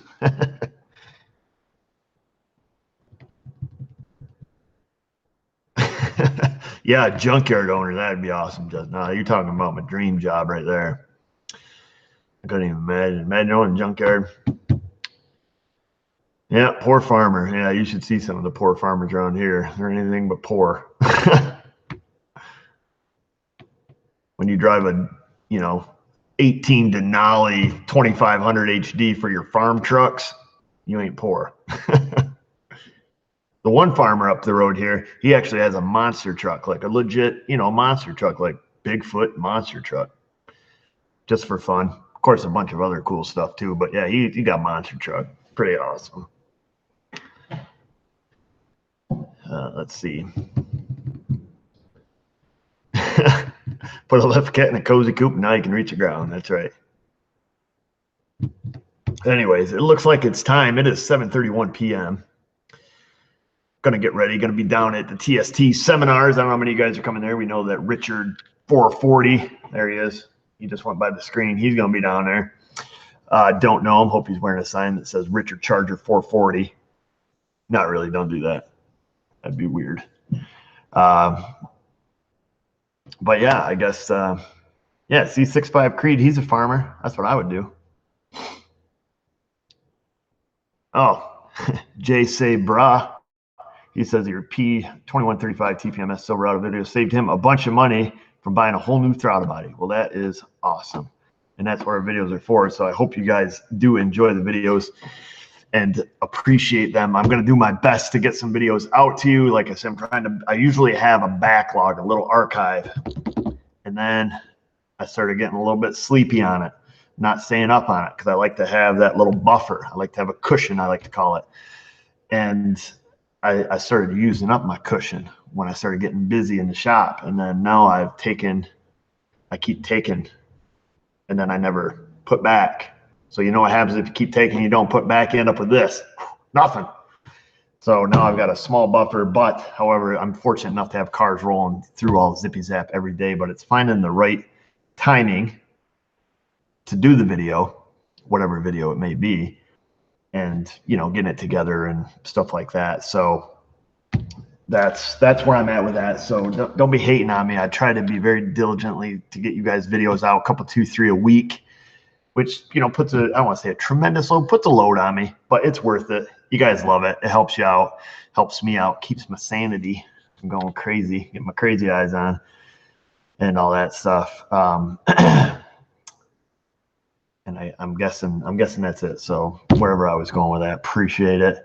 Appreciate all the swag that comes in the mail. Always fun to do that. Always fun to do a mail call with you guys. Particularly love my April's Maple. Now make sure you go into April's Maple. Where is she? There she is. Tell her I sent you. Just call her up and be like, Ape, She likes to be called that. Don't call her Ape. Just be like, April, Eric O said to give you a call. At some point, she's going to wonder who this Eric O is. And then she's going to show up with a whole truckload of this stuff. You know, when I turn this camera off, I'm going to eat this whole thing. Look at that. Looks just like insulation from your wall. Oh. Ah. I'm so eating that when I turn this off. I don't want to look like a fool in front of you. I'm eating the whole thing.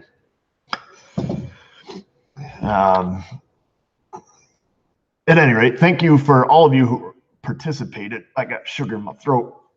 Participated in this live stream, who are patrons on Patreon. We appreciate all of you and just everybody. This is a fantastic, cool little community. Thank you to my Blue Wrench moderators doing all the bouncing, keeping people in check. And we will see you next week. Perhaps we will see you a little bit later this week too, live from New York City. It's SMA. We'll be down there with Keith and Glenn, and Mike is also going to be down there. It's going to be pretty awesome. I think there'll be a couple mics down there. Ivan's going to be there. A bunch of people are going to be down there. So maybe we'll do a little live stream. What's up? Whatever day it is, you know, stuff like that. I'm hoping to get some videos too out with Keith, rambling around on the island, fixing broken stuff. So maybe that can make up for my lack of videos. He does the work. I drink the coffee and hold the camera. Sounds like a deal to me. So be on the lookout for those. In the meantime, subscribe, do all that stuff that we normally say. I get my mouse lined up here so it doesn't end all weird. And just remember, viewers, if I can do it, you can do it. Thanks for watching.